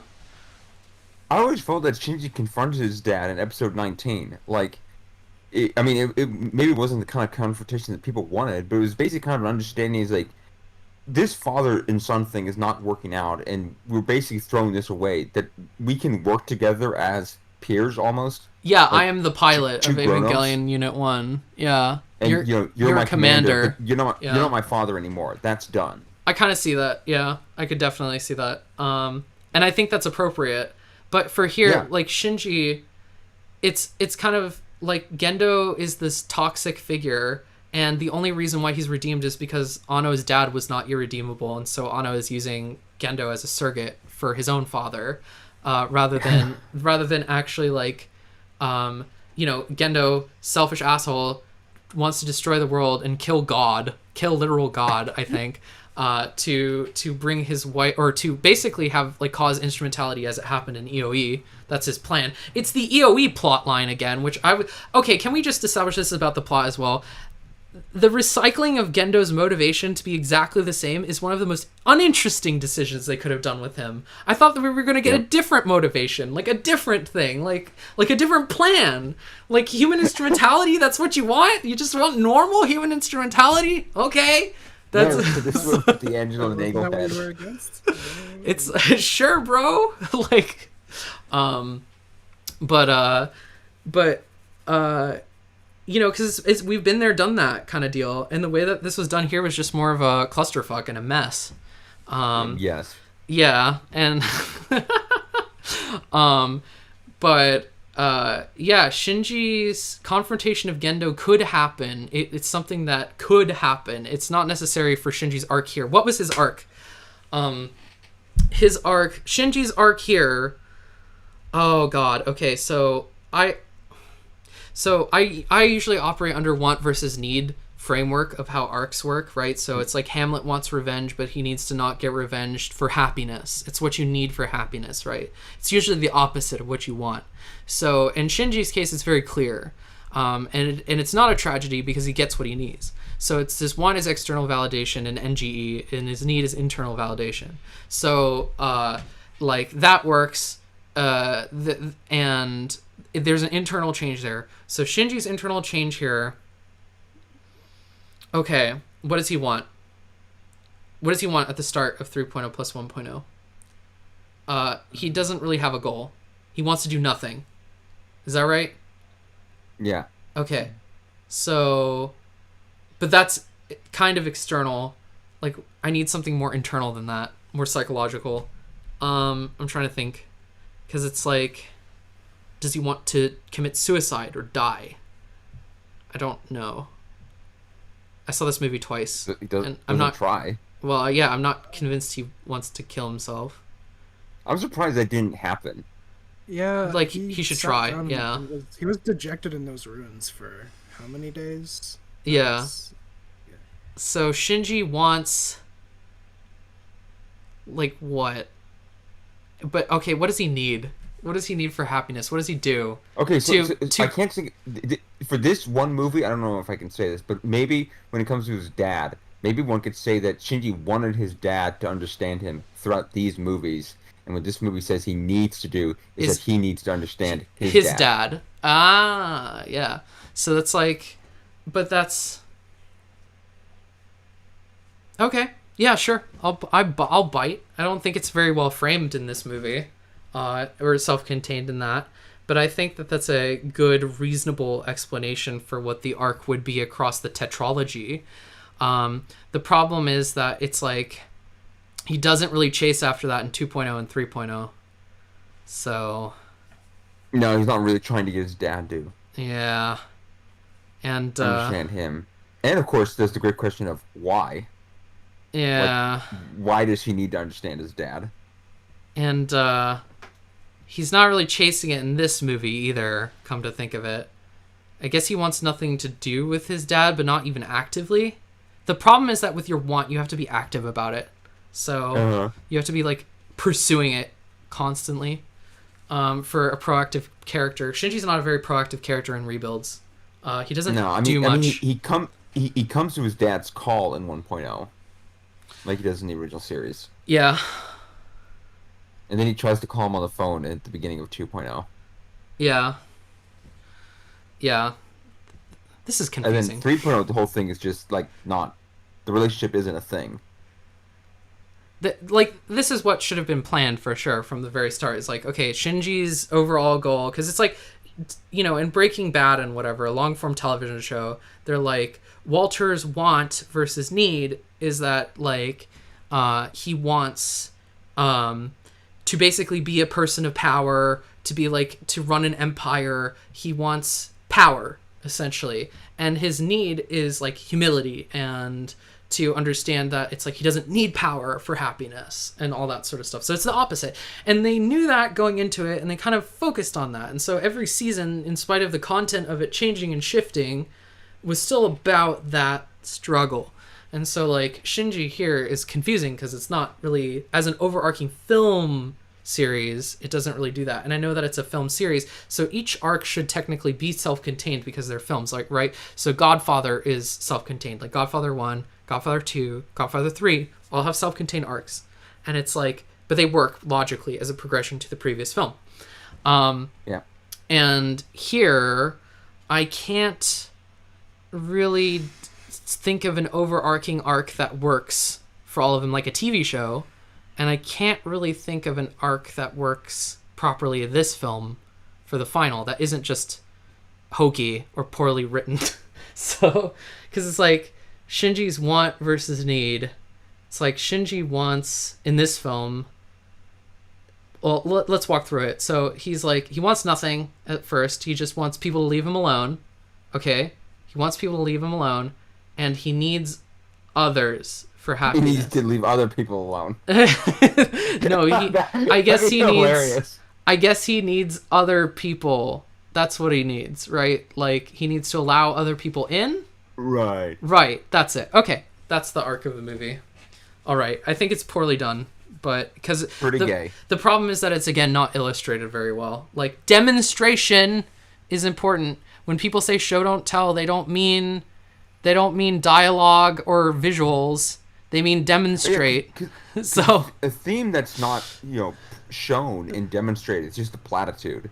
It's just like a bumper sticker or something. yeah, exactly. Or an arc that isn't like demonstrated. So Shinji learning to accept others in through interactions with others, because we don't see him fishing with Kensuke. We don't see him acting with talking or interacting with Kaji Jr. We don't see any of that. And then he's on the Wunder and he's just in a bunker throughout most of that until he like comes out and he's like, I'm a Gary Stu now. I'm gonna fix everyone's problems. It's like, it's so poorly executed. That's the problem, is that it's not demonstrated. Even if you need talking to do it, use all the dialogue if you want. Have him talk to people, but demonstrate it. That's like what I'm saying. So yeah. Well, and I just don't think that. Someone mentioned this a couple months ago when the spoilers were out. That there's something about him fixing everyone's problems in the way that it's done. Because the way he fixes everyone's problems is he gives them Steven Universe pep talk and then cuts himself off from them and sends them all on their merry way. Mm-hmm. And there's just a weird, kind of unsatisfying nature to the whole thing about him just cutting ties with all of the characters that are supposed to be important in his, in his life. Mm-hmm. And then just leaving that for the new person and then just going off. And this is another one of those things where the meta point, the meta commentary about leaving Ava and moving on and stuff comes in, and it undermines what would makes more sense in the textual universe. Making amends with your dad and leaving is, one thing. Making amends and leaving, Karu, Rei, Asuka to a lesser extent, given how terrible the relationship is in these movies. But, that doesn't make sense. I don't see why that is something he needs to do in order to grow. Yeah. Yeah. I just want to bring up a couple more points, different points. Book of Life retcon. Fuck you. Fuck you, Anno. Fuck you, Anno. Anno, you fucking bastard. A Book of Life is such a blatant retcon. Like, I should expect like non-writers, like a lot of normies and stuff like that, to just be like, Hawa? But I think Ava is just so confusing that they don't do that in the first place. Like, they don't know what they've watched, so they just think it's good and whatever. Yeah. But there's this part where Kaoru's just like, Shinji, I wrote your name in the Book of Life so I could be gay with you, but I'm not actually want to be gay with you because I'm a clone of you or something. And it's like, that would be incest or whatever. You can't get with me. I'm gonna get with Rei now. And it's like, what the fuck? What the fuck? That Book of Life stuff, they're implying that in NGE, like Kaoru in episode 24 was like, he got this book or whatever. Like, he went to the library and he saw this book called Book of Life, Ancient Mysticism or something. He takes it out, he opens it, and then he's just like, this is like the Death Note, but instead of death, I'm gonna go on gay time loops. Oh my goodness. And then he writes Shinji's name. He's like, Kaoru X Shinji. And underlines it like twice. And then EOE happens and Shinji like strangles Asuka on the beach and then like stops and they're crying on the sands, and then Kaoru comes in and he's like, hello Shinji, you Willy Dick Willy. Guess what? I I wrote my slash fic with you and me in it, and it's going to happen, motherfucker. And then like and then he travels back in time, and then they do a time loop or whatever, and it's just like, or no, there's no back in time travel. I guess we're just, the world physically manifests itself around this or something, and then like. Then Kaoru's like, it's a perfect plan. I'll be just like that Madoka show that everyone likes, and whatever. And I'm gonna keep dying and coming back or whatever, and then we'll have a perfect fairy tale ending with me and my not incest clone, or I'm a clone of, or whatever. And then Kaji's all like, dude, is that what Shinji wants, or is it what you want? And he's like, oh. Fuck. Nobody's ever asked me about that. I haven't considered it all these hundreds of years of trying to blow him. Maybe somebody who doesn't even know who I am doesn't really want this. Why? Maybe I'm the problem. Okay, so Kaoru is a clone of Shinji. Or something. And this corresponds with what Anno said about Kaoru, because Kaoru was mostly manifested by Akio Satsukawa, who wrote that episode. But Anno always thought, he's like, I've always wanted to write Kaoru as like Shinji but better. And so Shinji really likes him because he's really cool. And that's what Anno kind of said, was that like Kaoru is a better Shinji than Shinji, which I think is a very poor interpretation of that dynamic and character, by the way. Like, I hope Anno doesn't like, or it was a weird translation or something, because like the whole point of Kaoru is that like he gives unconditional love to Shinji, which is bad because that's what his mother did to Gendo, to like have her be obsessed with, you know, I maybe didn't mention this earlier, but this whole Mari thing just like reeks of Yui, right? Where it's like unconditional love, and now and now like this loser incel is obsessed with me because of that. But Shinji's a Gary Stu, so he won't fall for that. Shinji's an alpha and whatever in this rebuild film, so he's not going to become obsessed like his daddy and whatever. But Kaoru was bad, and a bad representation for Shinji, because Kaoru gave Shinji undeserved love, like out of nowhere. So it would have led to Shinji being obsessed and defining his entire self and happiness on an individual who is only fleeting and temporary. So it's like, the fact of the matter is that you have to be healthy and good for yourself and happy with yourself in order to be in a relationship. You cannot need another person. You have to want them, which is funny, because it's like kind of the opposite of how character arcs usually work.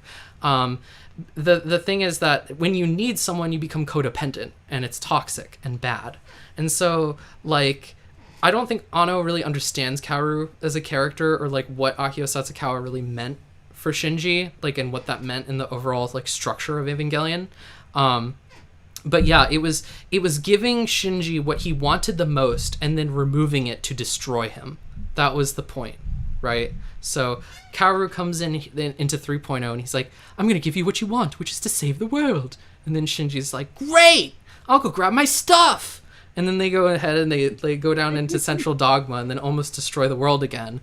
And it's it's kind of like, but that's not really something emotional that Shinji wants the most. He's more traumatized by like the physical aspects of Kaoru's head exploding than anything emotional. So it already reads as worse and cheaper, and kind of has like negative effects into this movie.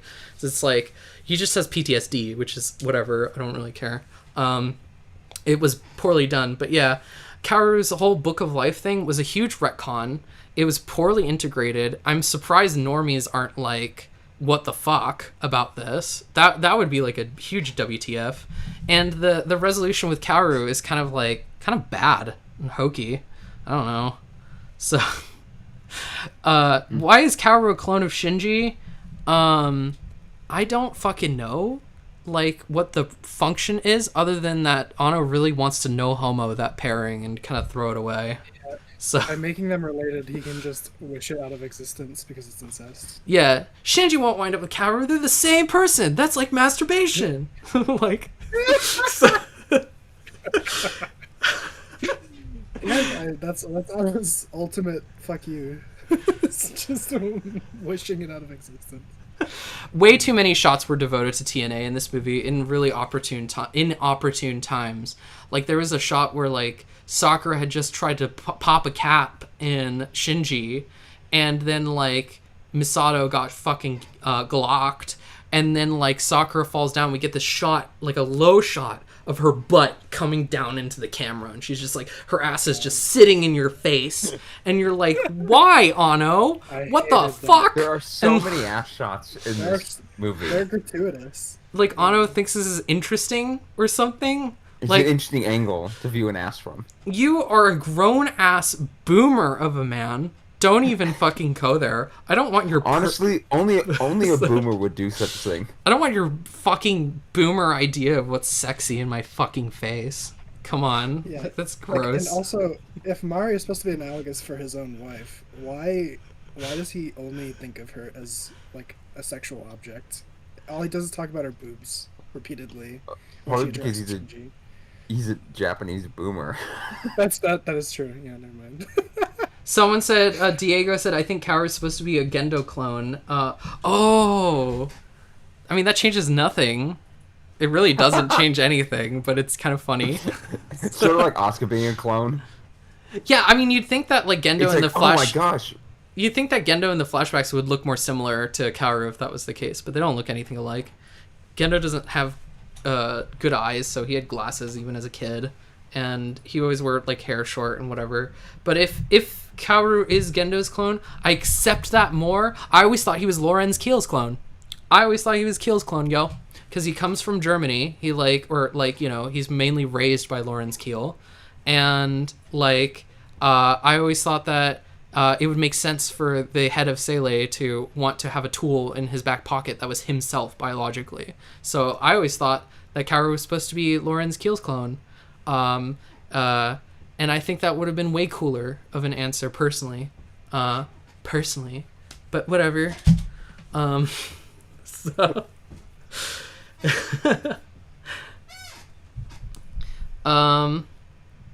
Yeah, even if there's sexy fan service, if it's during a dramatic scene, stop. Like, what's wrong with you? So, that's, they did that a lot, and... Okay, so was Kensuke a pedophile, y'all? Like, let's answer this philosophical question. Okay, absolutely. And any suggestion that he isn't is just a cope on Asuka fans trying to deny what has been happening in that shack in the middle of the woods for the past 14 years. Ken's putting his pen up in her. Oh my god. I made a joke with that when I said I was like Stranger Danger when I saw the costume thing approach her, but then it was actually a fucking adult Kensuke and I lost it. I fucking lost it. That was ridiculous. What a mess, that whole thing. That was a fucking nightmare. I mean, like, where's Chris Hansen? Where was he? The entire movie. I don't think that necessarily means Ken is a pedo, but I do think it means that Ken's gonna break up with Asuka once he finds out she's of age now. That'd be hilarious. He comes back all grown up. He's like, oh. Well, I liked it better when you had the A cups, you know, like the A titties, like this.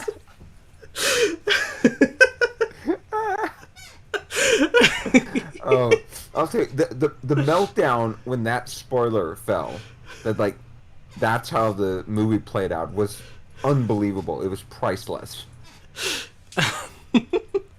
I want to talk briefly about the fan reaction of this movie in general. Like, when 4chan got a hold of the spoilers, that shit was hilarious. Like, yeah, I think someone killed themselves on the forum. I was like, Mari fans are just like Ray fans, but pretending. Yeah, that was great. They're pretending they're just trying to rub it in Asuka fans' faces. Mari. No one's a real Mari fan. If you see a Mari fan, they're not real. They don't exist. So they're all just Ray fans. Happy. They're Ray fan and Kaoru fans just uniting. Yeah, they're just like bitter.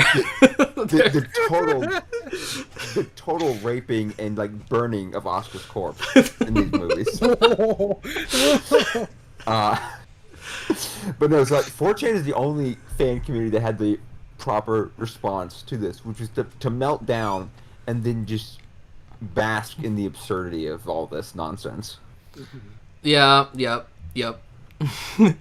All the other fans are like reacting like super positive to it. Yeah, for some reason it's very puzzling. Like the reasons for why the fans are currently like going crazy over this movie and just being like it's amazing.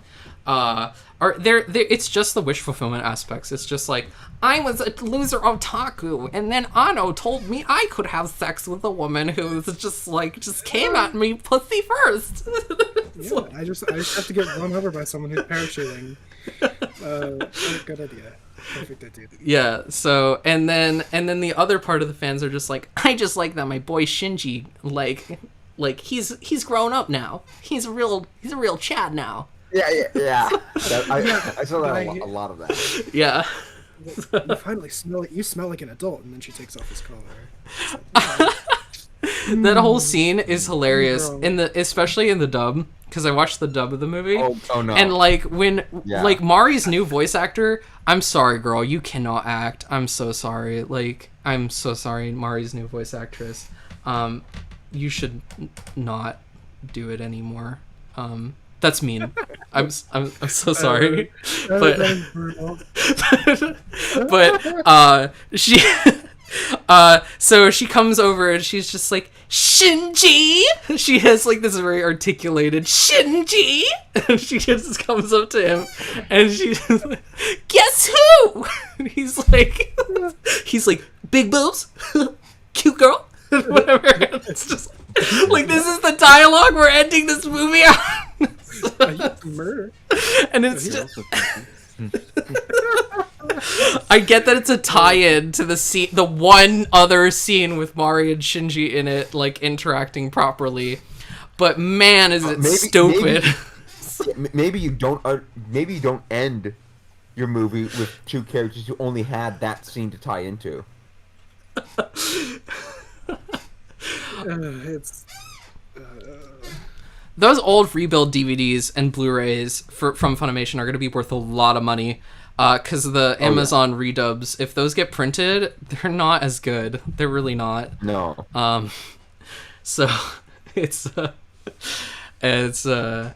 been difficult rewatching the movies with the new dubs. The dialogue is worse. I'm sorry, Dan Kanematsu, you're just like not pulling in the good dialogue here on this one, and the Amazon, Bezos be praised. Yeah. He's they didn't pull it in with this one either in terms of dialogue. I think this is arguably worse performed than the Netflix one. I thought there was some highlights to the Netflix dub, but this one doesn't really have many. I'm glad the old cast is back. I'll say that. Like, it was cool seeing Spike Spencer and Amanda Wynn Lee. It was like, dang, they got Amanda as Ray? Dang! And like Brina Palencia over there, who played Ray in the rebuilds before, she's just like crying in the corner or something. I feel bad for Mari's original actor. Yeah, like she's if she's a different person, like I don't know if they got the same one and then directed her poorly or whatever. No, it's a different person. It's okay, but the original Mari, I'm like, girl, you got gypped because like your replacement is not as good. So, but, the one where you won it all, they gypped you. Yeah.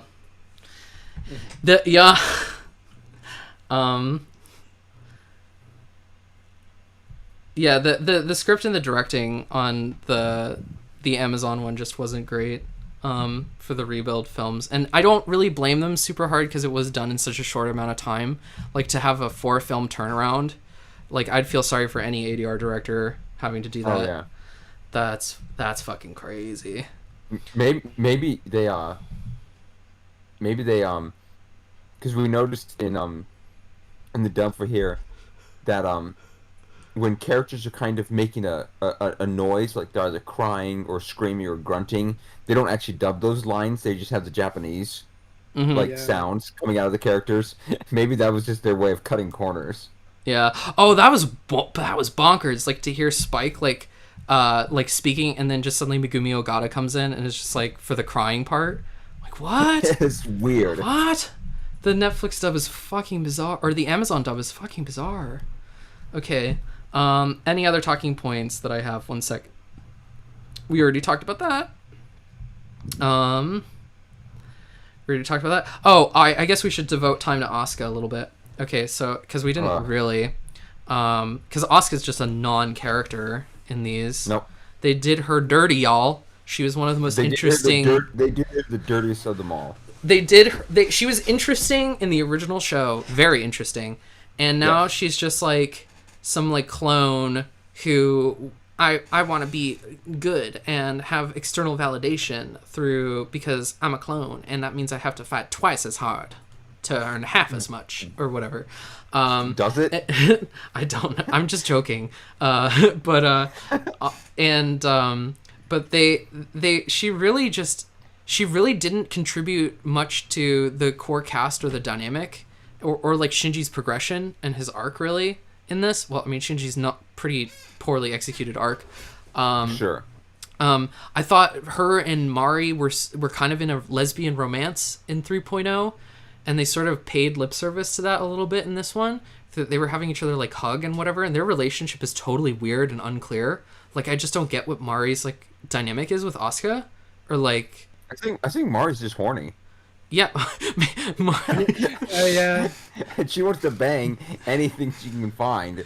And Shinji is like, oh, well, you're kind of cute. And she's just like, I'm on you from now on. And I will find you wherever you go.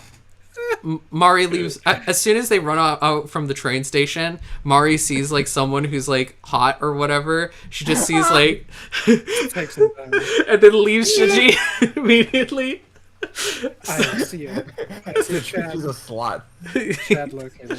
Yeah, she's just like, I'm ready for to get anyone and anything. And then like so you had to describe the characters of the pilots. Like Shinji's a pussy, Rei's autistic, Asuka's a bitch, and Mari's a slut. The perfect cast. And then Kara's gay. I actually like the idea of Mari being like a promiscuous person and going hog wild. That's like an interesting character. They just didn't really do it. It would be. Didn't commit to it. Yeah. I want to get back to Asuka, but I like what you mentioned about Mari lends into something else that none of these movies have done, and this one too, is all the really dirty, messy, nasty things about NGE and End of Ava are just gone here. Like, nobody's fucked up. Masato's not interested in like having a sexual relationship with a 14-year-old ward. Like all the really dark and twisted things that make Ava uncomfortable to watch are completely scrubbed from these. They're just not there. Someone told me this is Rebuild is Evangelion that you could show your mom, and I'm like, okay, absolutely why not. would you want to show your mom Evangelion?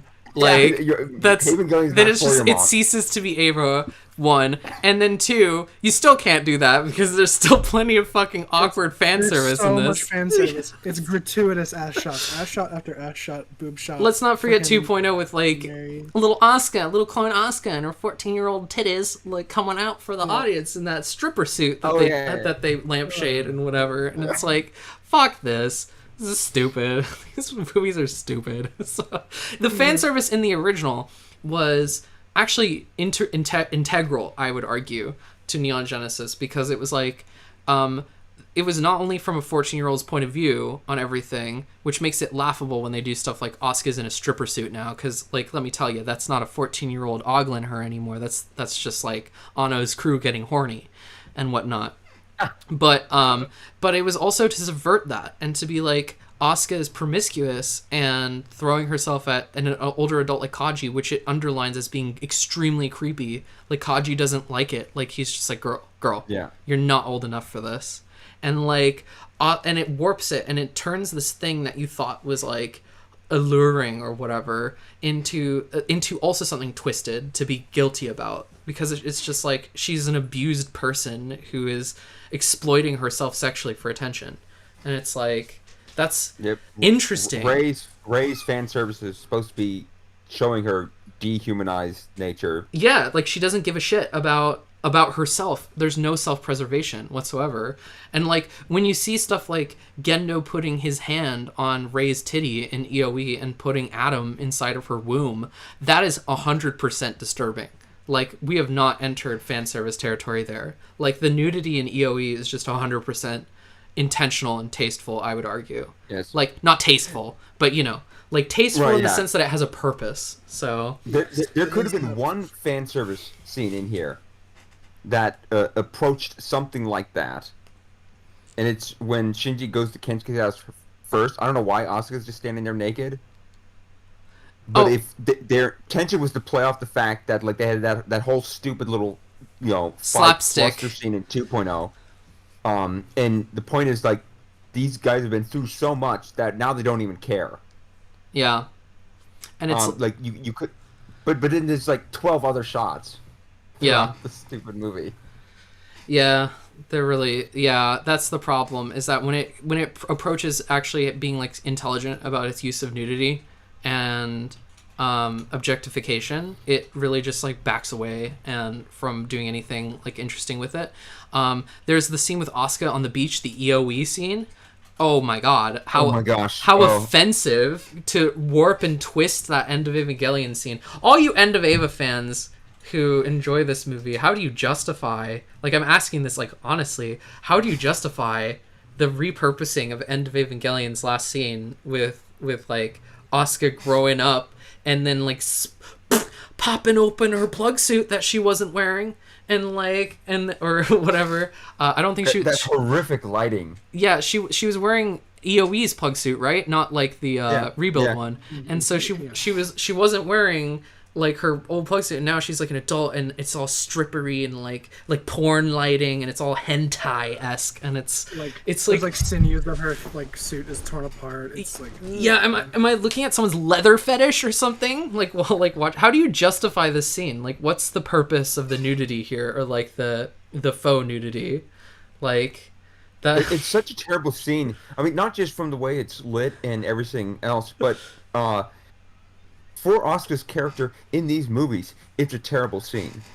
Because Shinji says what he says to her. You know, he says that he liked her, and she's a grown-ass woman, and like she gets so embarrassed that she doesn't even say anything. She just turns away. Like, it's just a bizarre. Like, I thought she got, you know, early in the movie, I thought she'd gone over him.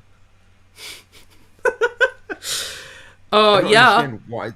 Yeah, and then she's like, I like you, Babaka, or whatever. It's like, but we're not good for each other. Or Like the last Shinji and Asuka scene, and they don't actually talk to each other. Shinji says something to Asuka, and it just ends.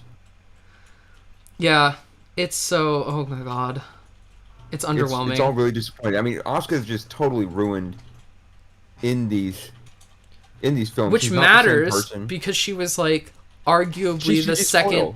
the second most significant character in NGE and EOE and whatever, like the Yeah. originals. And she is Shinji's perfect foil. She's just the perfect antithesis to him, and she's not that in this.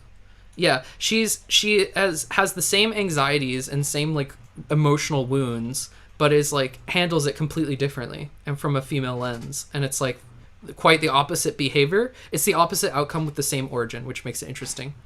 But, Right. yeah. They didn't do anything like that in the rebuild films, y'all. There was no interesting foils or like character writing in that way. You have to be friggin' insane to be like, this is approaching anywhere near like levels of NGE EOE writing. Like, come on, you guys. I saw a Letterboxd review that poised this movie as taking its time with the characters when half of the movie is spent It's taking its time with like Kensuke and Toji, who don't matter. So- It takes its time with Ray Q. That's it. Yeah, Ray Q gets taken time. Yeah, nobody else gets taken time. Shinji's like, all of his shit, like I mentioned this before, but it's all off screen. Like all of his major character beats. So go back and watch the previous parts of the video if you didn't hear me say that and express why. I don't want to reiterate it again. But it's important. It definitely takes its damn sweet time with Asuka, and since it does nothing. time for the entire movie. Exactly. Someone asked, have they talked about Gendo scooping up his brain and dumping it back into his head? That was the best scene in the Yeah, I movie. It should win remember an that. Oscar. That actually might be the best scene. Yeah, wow. So okay, Gendo's plan with God. Why did we want to kill God? What was there like? Because he keeps making these shitty movies. Kill chaos. God is Ono. I'm just saying, like, okay, God. Why God in this one? Like, because Ano's never brought up God, not really. Like, Ava Monkey and I were talking about this, and he brought up the good point that it was like, wait, in NGE, like, it was all ancestral race. Well, they didn't even mention that by name, but they never mentioned like killing God or slaying anything like that. It was like baby Asuka or whatever. There was some lip service to God, but then to bring literal God into this as like a plot point is kind of bizarre, right? Like, it's just like, wait, how does this fit in Ava lore? It's like literal Jesus, like part of Evangelion lore now. So, I don't know. It's stupid. It's a nitpick kind of thing, but it's still funny. Gendo's the Pharisees trying to kill Christ. Yeah. So someone has a question, and I Good think question. it's worthwhile to try and ask her. Were there any Yeah. parts of the movie we did enjoy? I saw that. Oh, were there any parts we did enjoy? I enjoyed Rey. I thought that she was Yeah. fairly well executed in this movie, given way more demonstration, show don't tell y'all, on how to develop. The problem is that Rey Q didn't resolve in a way that I particularly appreciated. She didn't really evolve into her own person, which I think was a huge missed opportunity. I don't want her going to Shinji and I mean, I think as part of her arc, she should go to Shinji and ask him, like, what name do you want? And then he should be like, oh, I don't know, you're like Ayanami or whatever. And then Rey's just like, I'll go with like Florence or something. Like, I don't know. So it would have been better if like she picked her own name, if she dressed up in her own clothes because she wore like Rey clothes, like the schoolgirl outfit. And it would have been nice to have her evolve into her own individual and given her like a proper closure to the arc. But at least I saw how she got to the end point. I saw what he was trying to go for. And that was like more successful than anything else in this movie. More successful than that. I generally liked the Ghibli part of the film. Ava Monkey brought up this good point again about the Ghibli section, which was it's not quite like Ghibli because it's not about the exploration of the world, which I think is a very poignant, like, kind of like, that's like a really good point about what makes a Ghibli film a Ghibli film. A Ghibli film is about getting into nature, sure, and connecting with it, but it's about the wonderment of exploring that world. And like, they didn't do that really in this one. There was hardly any exploration of the wonderment, like the curiosity, the poking, the like, what is this world? And like, Rey did that, but not Shinji. So that's like, there was a little bit of it beating within Rey. But yeah, the Ghibli village part was my favorite part of the movie, and I feel like it would have been at least an average movie if they had followed through on Shinji's arc properly, if they had given Shinji and Mari chemistry together and extended the Ghibli village to the Wunder stuff, gave the Wunder people development until the shit hit the fan. The shit hit the fan too early. It was halfway through the movie, and the rest of the film is a bloated action set piece. And I really hate the structure of the movie. I really hate it. But that was my favorite part. The first half, and with the character stuff. That was the best part of the movie. I needed that eons ago. I needed that several movies ago, if that makes sense. And I needed that to still stick. Because, like, if we had done some development with Kensuke and Toji all the way back in 1.0, and then that was paying off here, that would have been nice, you know? So, whatever. It's like, these movies don't work well together, which we've already said. Yeah. So where's Shinji at the end? The LCL world or our world? Shinji is in is in the real world, I think, because it's much like Final Fantasy 13 Lightning Returns, where like lightning creates the real world, our world at the end. Isn't that awesome? Isn't Evangelion evoking Final Fantasy 13 just incredible writing? Love it. We love it. What's your order of liking the movies? Okay, for me, I always had a hate boner for 2.0 because 2.0 is just like fan service trash. with like Shinji not being a proactive character in terms of his need conflict in 2.0. But I admit that 2.0 is not the worst rebuild movie. I just think that I have a bias towards it because fans loved it for like being antithetical to everything Eva, and what they did with like Asuka and the character overload and Mari was just unimpressive. Like it just kind of sucked. So I would rank 2.0 lowly, but like in my feelings list, but I would rank it higher in the reality of the situation because I definitely think it's not the worst movie. I arguably 3.0 is worse in some ways. I think 3.0 is franchise suicide and a very peculiar movie. Totally. It is like Last Jedi times a million, and but that's almost interesting. Like that's the 3.0 did the one unique thing in these movies that was actually like truly weird and like out there. So I would rank it from my feelings, not the writing of it. My feelings, because I don't think 3.0 is a well-written movie, and I think it's a total failure in the context of the whole franchise. But I'd rank it as like probably like It's my favorite. 1.0's ending is my favorite part of the whole fucking thing. It's the Ramiel fight and onward. Of the whole Evangelion tetralogy, that's the best part with Shinji's like Definitely. clear arc there. Well done. And then 3.0 because it's interesting, not because it's good. It's not good. Don't get me wrong. It's just like fascinating from a film history perspective that this was attempted or done at all.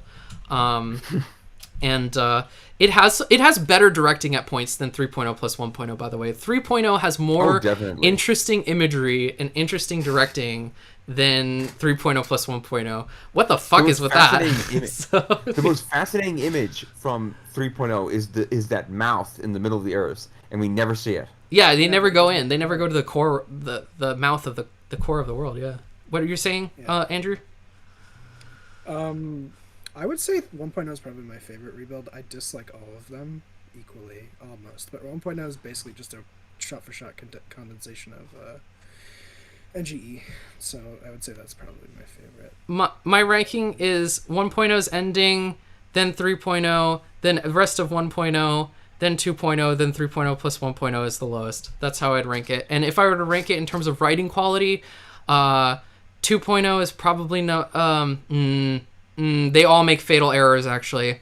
Because like 1.0 is structured like a TV show and doesn't make any sense from a writing perspective.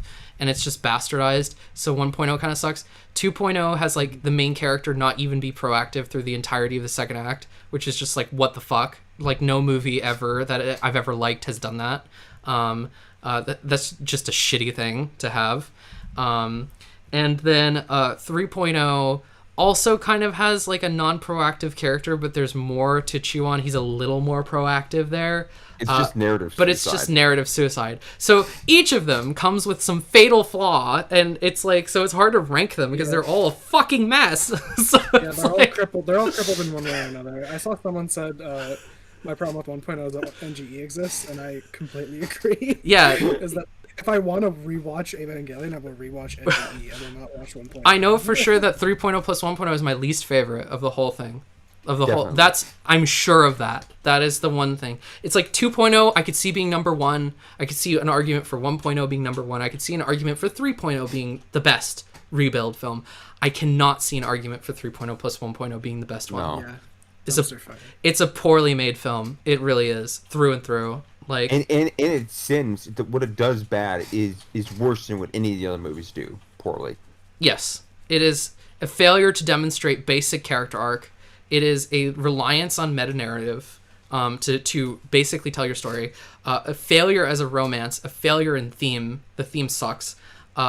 It's a failure in the action sequences more than any of the other movies. It is a failure in structure, where the second half is like Space Jam, the new legacy, because it's just the second half is a one extended action set piece that should just be the third act, but it's extended to the whole thing. And then it's like, no, this should be at the end of the second act. Why are you doing it at the midpoint? And that's like the fact is that like Space Jam: The New Legacy had that basketball game at the middle exactly the same way, and then it like it just dragged the movie to a screeching halt. Because it's just boring to watch that much action back to back, and boring to watch that much like info dumping, and this movie failed. It was a horrible mess. It was the worst, and like I honestly feel like you have to have some real cognitive dissonance. Like there's going to be some Phantom Menace effect to come out of this movie being like it's amazing, or the best of them. It's not the best. No, it's not. Just to put my ranking out really quick, it would be 3.0, followed by 2.0, followed by 1.0, and then followed by this, and a real distance. Just not significantly. Not good. Someone asked, "What do you think of the music and songs in the movie?" It was good, except for that one part that was like the 70s bombastic. Like, what are we watching? Like a Sentai show from the 70s song that Shiro Sagasu put in. It's fucking surreal. It was like, what is this? That song sounds like trash. Oh, at the end. Yeah. Where it was like, dun, dun, dun, dun, dun, dun, dun. Like, it's that one. It's when the Wounder's flying by. It's kind of bad. It's not the Watashiwa one, which was from that My Jupiter movie that was done by Shinji Higuchi. Or whatever. Farewell My Jupiter or something, that song. That Calm Sister Todd equivalent, y'all, isn't even from this movie. It's from a movie called like Farewell My Jupiter Queen or something. It's like they keep trying to find a Calm Sister Todd equivalent and they just can't do it. No, there's no Calm Sister Todd equivalent, you guys. And that Watashi wa anata, it's like, it's fine. It's whatever. I think the soundtrack, there's some stuff on the third disc of the soundtrack, because I listen to the soundtrack while drawing sometimes, and the third disc has the most interesting songs on it. It has that, like, the opening sequence with Shinji walking through the Shinji walking through the wasteland, you guys. What the fuck? Anno just, like, wasted Shinji and Rei and Asuka together in the Red Barren Wasteland surviving. Like, that should have easily been the first sequence of the movie. Like, you could have had 30 minutes of them in the wasteland, 30 minutes of them at the village, and then 30 minutes of them on the Wunder. You could have easily done that. So much more character development, and it's so important. That's the original 3, you guys, and they didn't bother to do that. Is who they care about. That is who people care about. Anno was like, more than anyone else. We're gonna montage that hook at the end of 3.0 away. We don't need it. Let's just use it for our opening, like the opening song or whatever. But that song is pretty legit, especially in the third disc with the vocals. I like it. I wish they had used the vocal version. Yeah, I really like that. There's a lot of music in the village part that I like a whole lot. There's a whole little montage sequence of Rei working. I like the song there. I like there's a lot of like haunting music, like when Shinji first learns of Kaji and what happened there. The music there I really like. So yeah, the music's pretty good. Like when you finish watching 3.0, the first thing that comes in your head is like, oh, what is Asuka and Rei gonna do to Shinji, like on this like trek back to wherever? It seems like they're gonna go to the Wunder and then imprison Shinji. This was also confused me, by the way. Like, I feel like this should have been a plot point that Misato's crew was looking for Shinji and that the village was actively hiding him, because that would have helped like make me not go like, what the fuck, why are they just allowing Shinji, who's basically done like crimes against humanity, just like walking around or whatever, like normally. I think that would have been interesting as just a little side thing. Very, very little time spent on that, but just to address like why he isn't in jail. Like, why isn't in Wunder jail? Because like what you think is gonna happen is that Shinji and Rei and Asuka are all gonna develop on the wasteland, and they're gonna survival. They're gonna make fires and like survive and hunt for food and whatever, and they're gonna do that. And then they're gonna capture Shinji, put him on the Wunder, imprison him.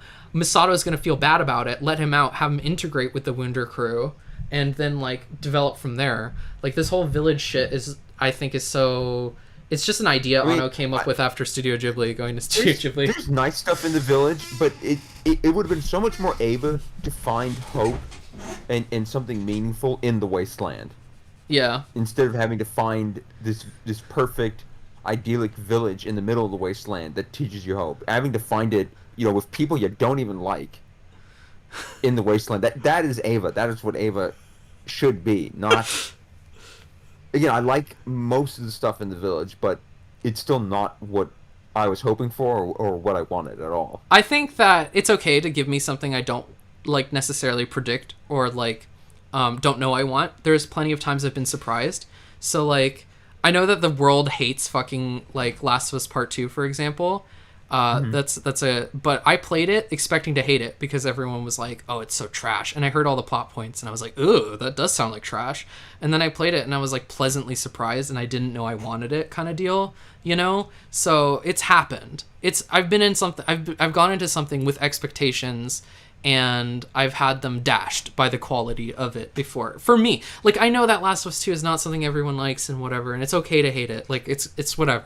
Like I see the reasons why people don't like it, but I've been won over by things that I expected things out of, either to like, and I had like, so Green Knight was an example of, I hyped that movie up for myself and I was like, this movie's going to be awesome.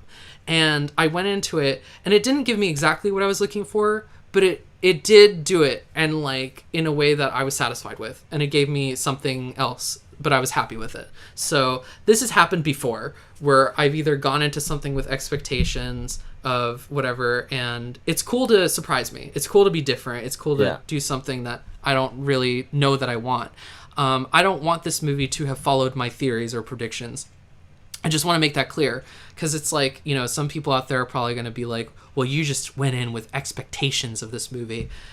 Anno gave me 10 years of expectations worth, you know, to think about, you know, so it's kind of, it's a lot of time to get me to think about something. And it doesn't have to be perfect. I didn't want it to be perfect. I don't even think it needed to do what I'm saying it should do. It should just do something. Like, it should just demonstrate. It should just show me things. It should do basic writing, you know, and not rely on meta narrative and like Twitter fortune cookie.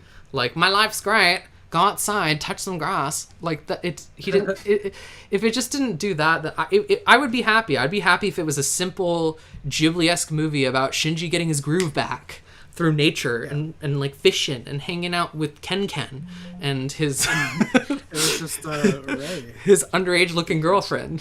So, Yeah. who he meets while he's an adult. I don't know. I would be okay with like Eat, Pray, Love Evangelion edition or whatever, and like whatever, who cares? It's like, but this movie was like a B movie. It fucking sucked, yo. It was just like, it was bad. It's a fucking clusterfuck of bullshit, and people are gonna read it in all meta ways. They're gonna just be like, Anno's truly learned to give up Evangelion, and his love of the medium is so demonstrated through the scribbly parts of the movie when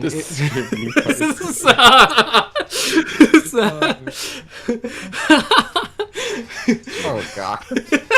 remembered with at the end when Gendo's backstory was told through us in scribbles. It was so meaningful. It was very good, indubitably. And there's some people who think the Scribbles original was pretentious. are the ancient and most, you know, primal mode of storytelling. Tiger Asif E was like, you better not talk shit about the visuals and animation. I already did. You can actually just like listen to the old part. There's plenty of reasons to talk shit about the visuals and animation. So It was In the Ghibli section looks good. That looked Ghibli section looks good. Yeah. The action looks terrible. One of the worst things. Are you gonna remember the You can't part where believe she- this was 10 years in development.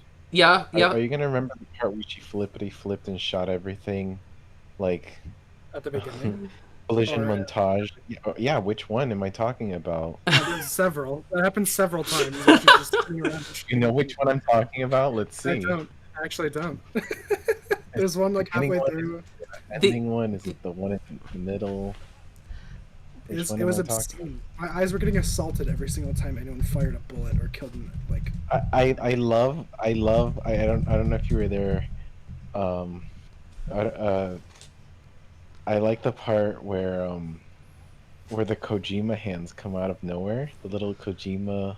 Yeah, the Bouncy Hideo ball Kojima thing. MGS4 ball hands. Yeah. yes. Yeah, those things. right. And So then like you stupid. cut to Kojima's tweet about watching this movie.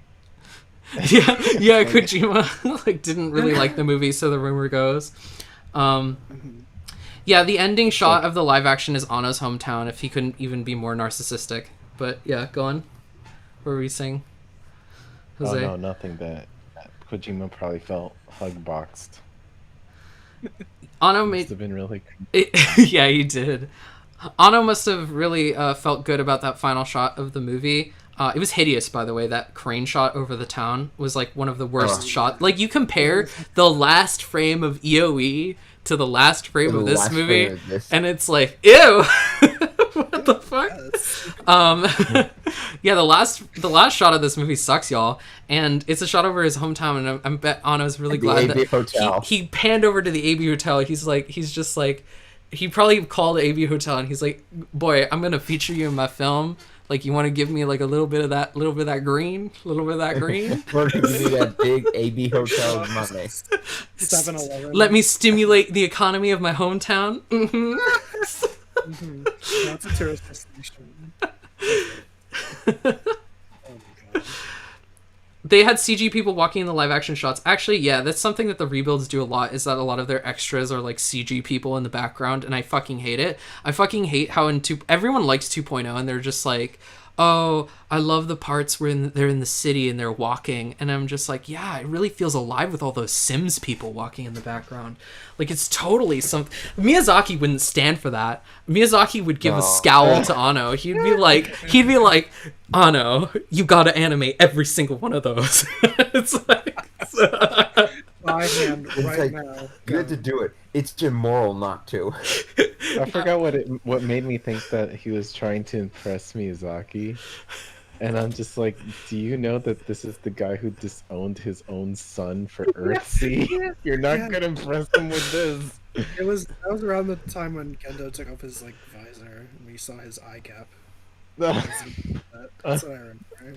Yeah. Yeah, End of Evangelion's live action sequence was so well integrated compared to this one, where it was basically a live action version of Tokyo 3. There was some CGI to make it Tokyo 3, basically, but it was just a version, a parallel reality of Tokyo 3, and a way for us to get the sense that it's like that these people want to be like, they want to live these normal lives and like be real people, and there's like plenty of interpretations you can make of that scene, but it's not the final shot of the movie, and I'm glad it's not. I'm glad it's like we're in the world and it's like an actual frame that I can hang on my wall that's pretty meaningful, because like opening shots need to be meaningful, ending shots need to be meaningful.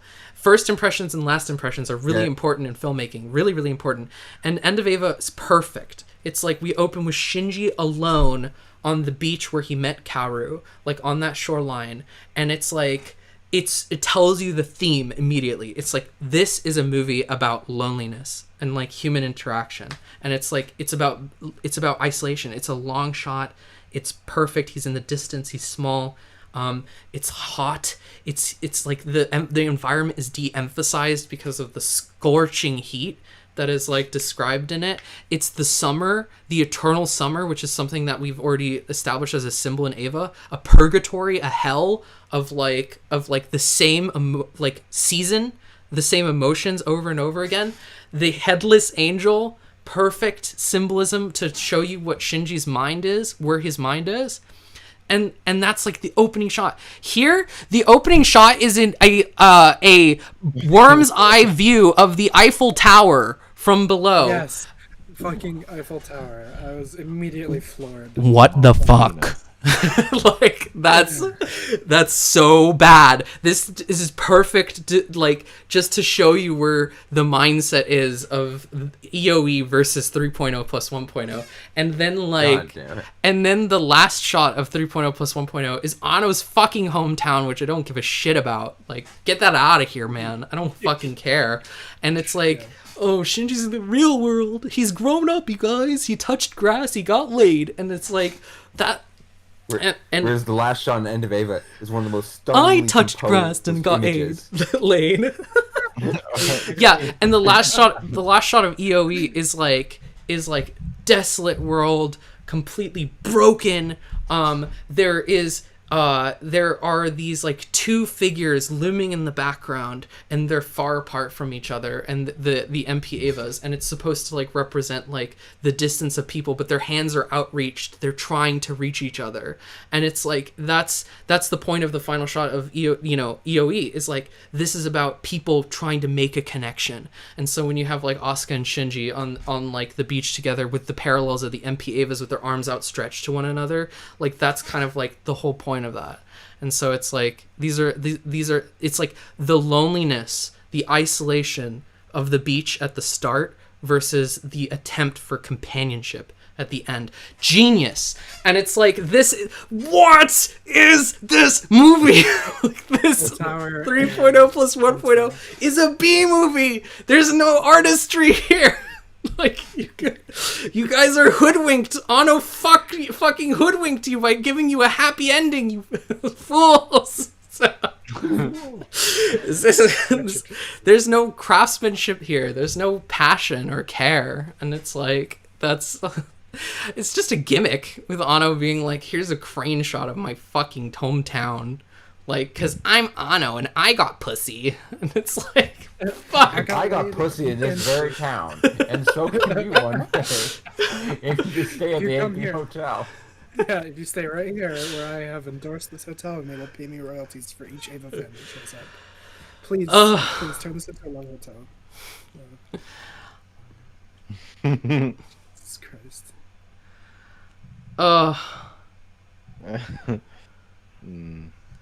It's crazy. What about the symbolism of the meta elements? Because we're talking about the visuals at the end with his fight with Dad.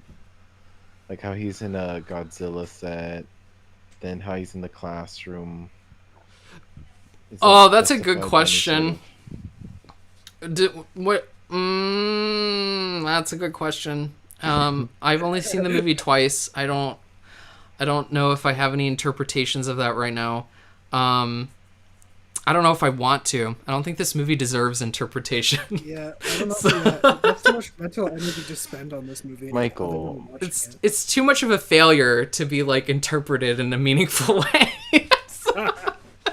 I'd rather just watch EOE again. I only interpret things that deserve my interpretation, or like, I guess I could. I mean, I'd have to if I want to make a proper video taking it down or whatever. Try to reach into my butthole and pull out some sort of meaning for it, because it's just like, what the fuck? Like, okay, so Shinji fighting in a Godzilla set. It's because Ano really likes Shin Godzilla, and he made that.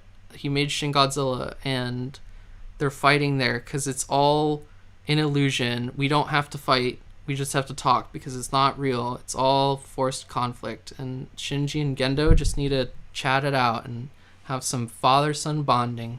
Maybe crack open a beer or something. I don't know.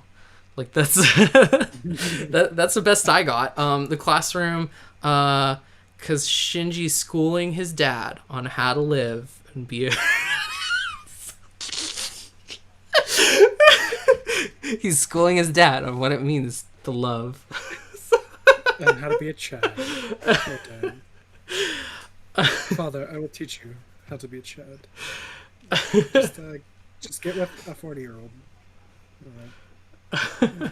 We should have just been more explicit like that, like, father, this is how a Chad does.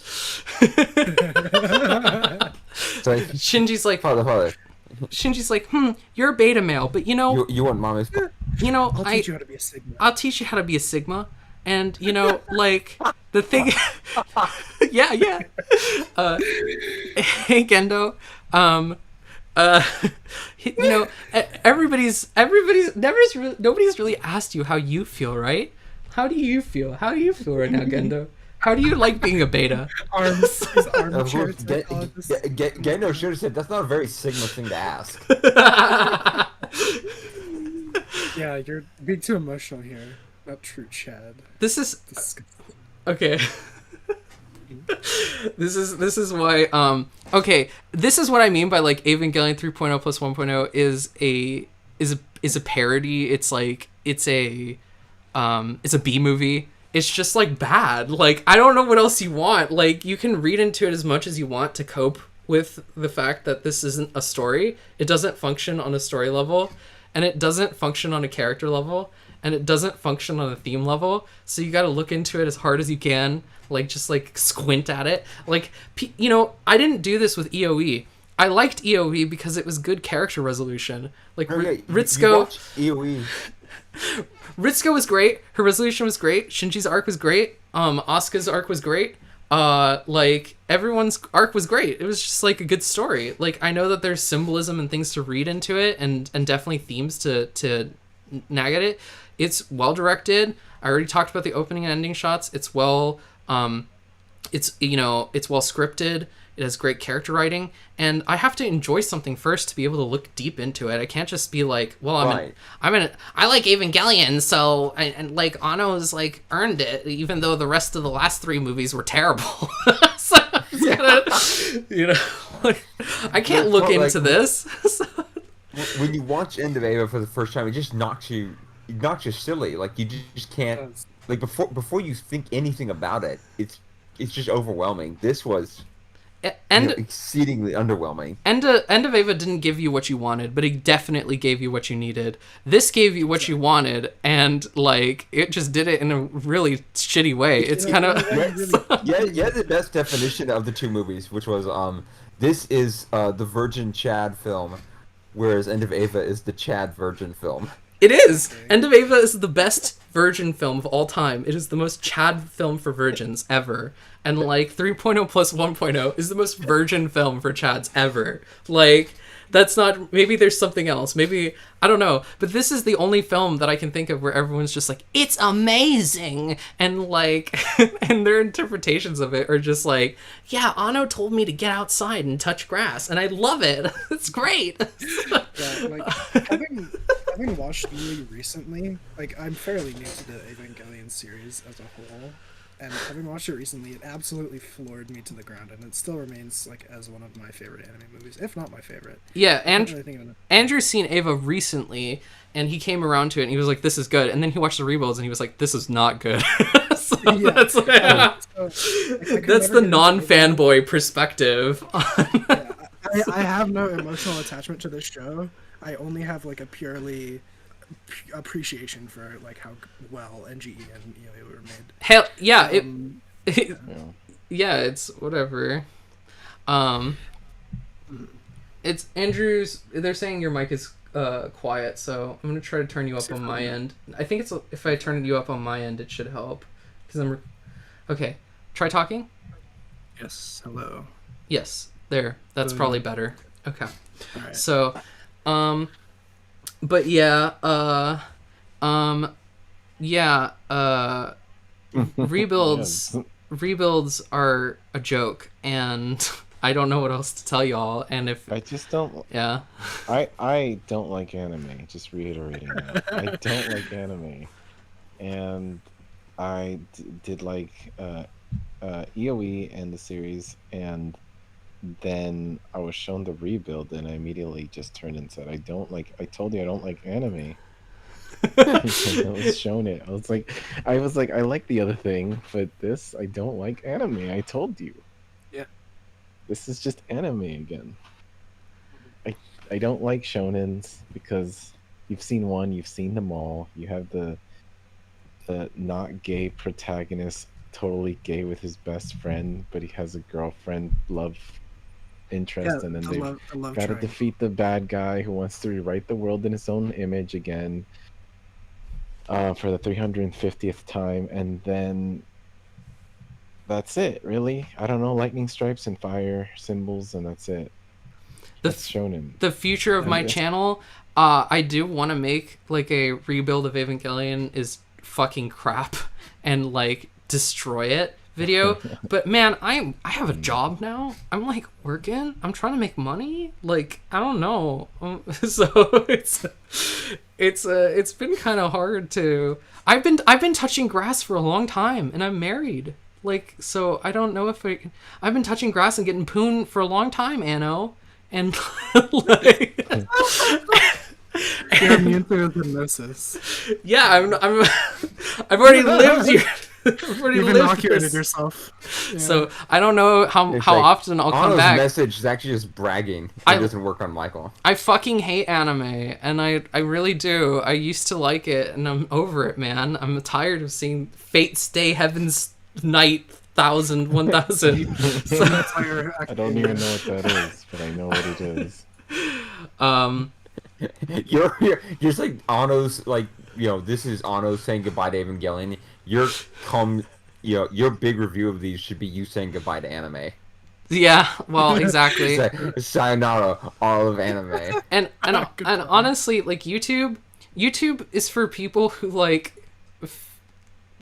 they're not Don't they're say not it. I know I should say it. That's it. YouTube is for people who decide to have a career in making videos for others, and I've decided to have a career making original things. So I'm just like, I'm still directing, I'm still writing, I'm still like, I'm getting paid for this sort of thing now, and that's all you need to know about my life. And it's like YouTube is not my route for it. Was YouTube was a good way for me to express my opinions that I desperately wanted to get out there for people to hear, because I felt like I was in the minority on a lot of opinions, whether that's FMA, whether that was Ava at the time. NGE was not popular as popular when I was making videos like that. Shinji was hated like universally before I made a video on him. I mean, I'm not saying I caused the turnaround or whatever, but I think more people have appreciated that perspective that I brought to the table, that it was something new, that it wasn't something people had really seen before then, that it was like, oh, Shinji's not a pussy, he doesn't really run away from, like, just a different point of view. And I can't do that with anime anymore. I just hate most anime. Like, Silent Voice was garbage, but I know it's really popular, but it's not a good movie. And Your Name was terrible. It was not a good movie either. I just don't. My understanding of film and writing and structure and the cause and effect, like, I know Japanese structure is different. There are Japanese films I like with Japanese centric structure. Like A Woman in the Dunes is one of my favorite films of all time. But the fact of the matter is that, like, anime is unintelligent about the way that it subverts film structure and the way that it tries to get you to feel things. It's transparently manipulative. It's poorly written. It's poorly developed. It has lots of exposition and not a lot of demonstration.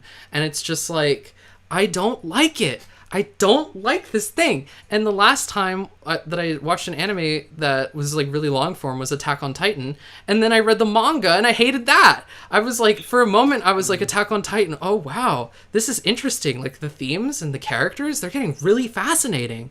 And then like, because for a while it was boring zombie survival shit. I don't give a shit about Eren Yeager or whatever for a long time. And then they turned him into a villain. And I was like, whoa, wow. That's interesting. And the other characters were fascinating, like what they were doing with Gabby and whatever, and the themes of like cycles of oppression and shit. And I was just like, I was in it.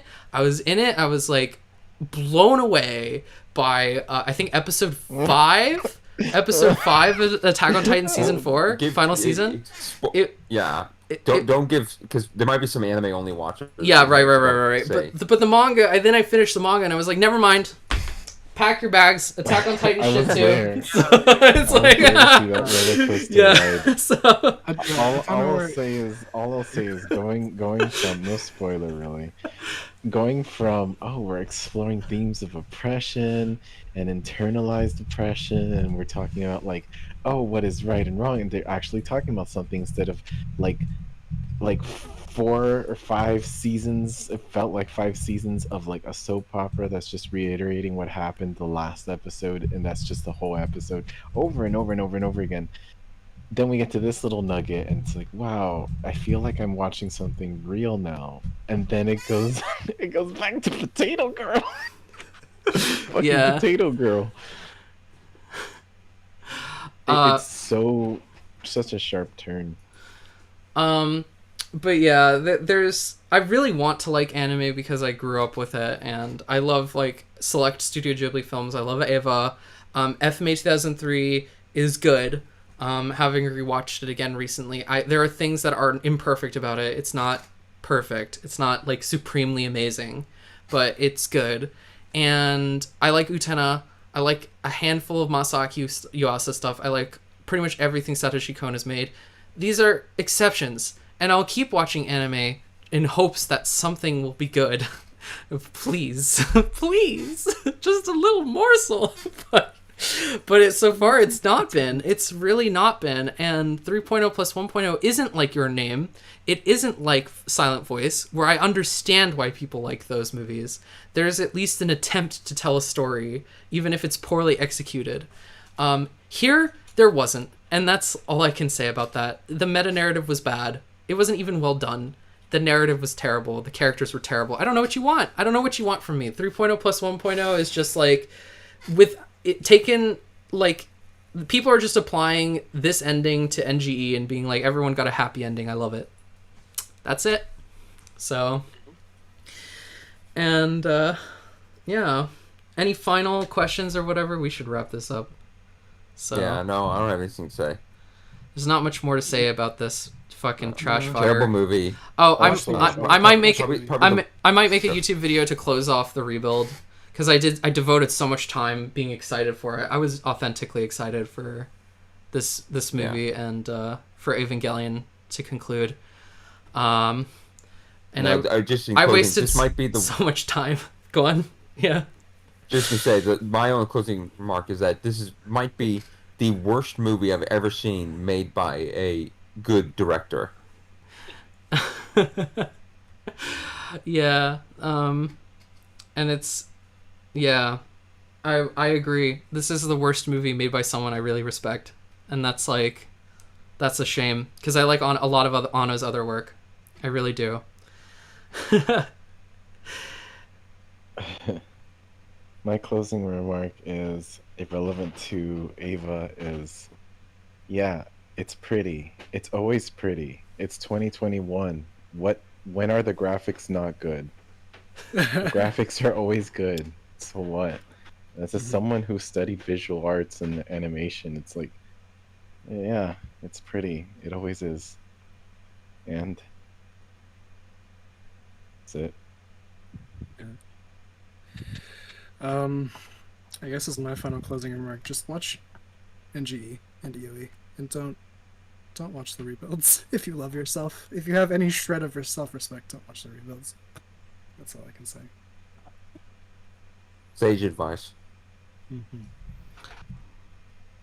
All I have to say is, anyone tuning in now, go back and watch the rest of the video before then to see my opinions on things of this movie. Take my points specifically into consideration, and not what you think of me or what I like or dislike. Just because I don't like Silent Voice or like, Last of Us or whatever, doesn't mean that the points aren't points. They are self-contained points. So, Yes. and it's like, if I made arguments here, and if you're not satisfied with them, that's cool. Make your own opinions. That's awesome. I'm done with anime. Fuck anime. I'm gonna work as a writer and director. I'm doing that shit. I'm not gonna tell you anything more about that. And hopefully you'll see something I do someday. But yeah, I've got better shit to do than to talk to a bunch of weebs who can't be convinced that a patently terrible Way to shit on movie. your audience. Oh my god, then that's your last statement. Just No, like no, the no, ending no. Of this I- movie. I- It's I- ugly. I'm not talking about anybody who's listening, like, by the way. So I'm talking about the people who come later. yeah, I'm talking about the people who come later. People who come later to complain. All the people in Ava Geeks are going to complain about this video. Yeah, they are. I like, and the funny thing is that I actually got a lot of right in my speculations that they like were making fun of. I predicted that this would be like a Ghibli thing in my Ava Monkey like Rocco podcast. I predicted that Misato would not be shot, and in fact, her bloody handkerchief was indeed cut from Kaji. I predicted like several things about Kaoru like being the person to cause third impact in some previous rebuild speculation videos. I mean, I tried to come up with like a crackpot theory in the last speculation video, and I thought I would be right, but I didn't necessarily believe that it would be, because it's like, and I was wrong. I feel like it made more sense, my theory, than the actual movie, but whatever. Anyway, yeah, because I still don't get shit. But yeah, I have a life, I'm touching grass, and I don't think Anna would want me to spend too much time making videos for this YouTube channel. If he were here, he would tell me that I shouldn't do that. So he's like, he's trying to kill everyone's interest in this series. what are you doing? You're an idiot for making videos on Ava. What are you doing? Wasting your time. And then When did Otto become Italian? that's what he'd say, though. That's what he would say that, and I agree. It is kind of a waste of time, but at least you know my opinion. So if I don't make a final rebuild critique because it is a waste of time, like, what am I doing? I don't need you all to like understand where I'm coming from. I don't need it. I don't need this. Y'all haters. You haters. Yeah, I don't need the hate. I don't need the fucking hate. Like your bad movie. It's a bad movie. It's cool if you like it. So you don't have to fucking listen to my shitty opinions. What do I know? I'm just like doing stuff in the real world. Peace. No. Such an asshole. I'm such an asshole. I'm so sorry. I'm really sorry. Like, I'm acting like a jerk. So... Okay.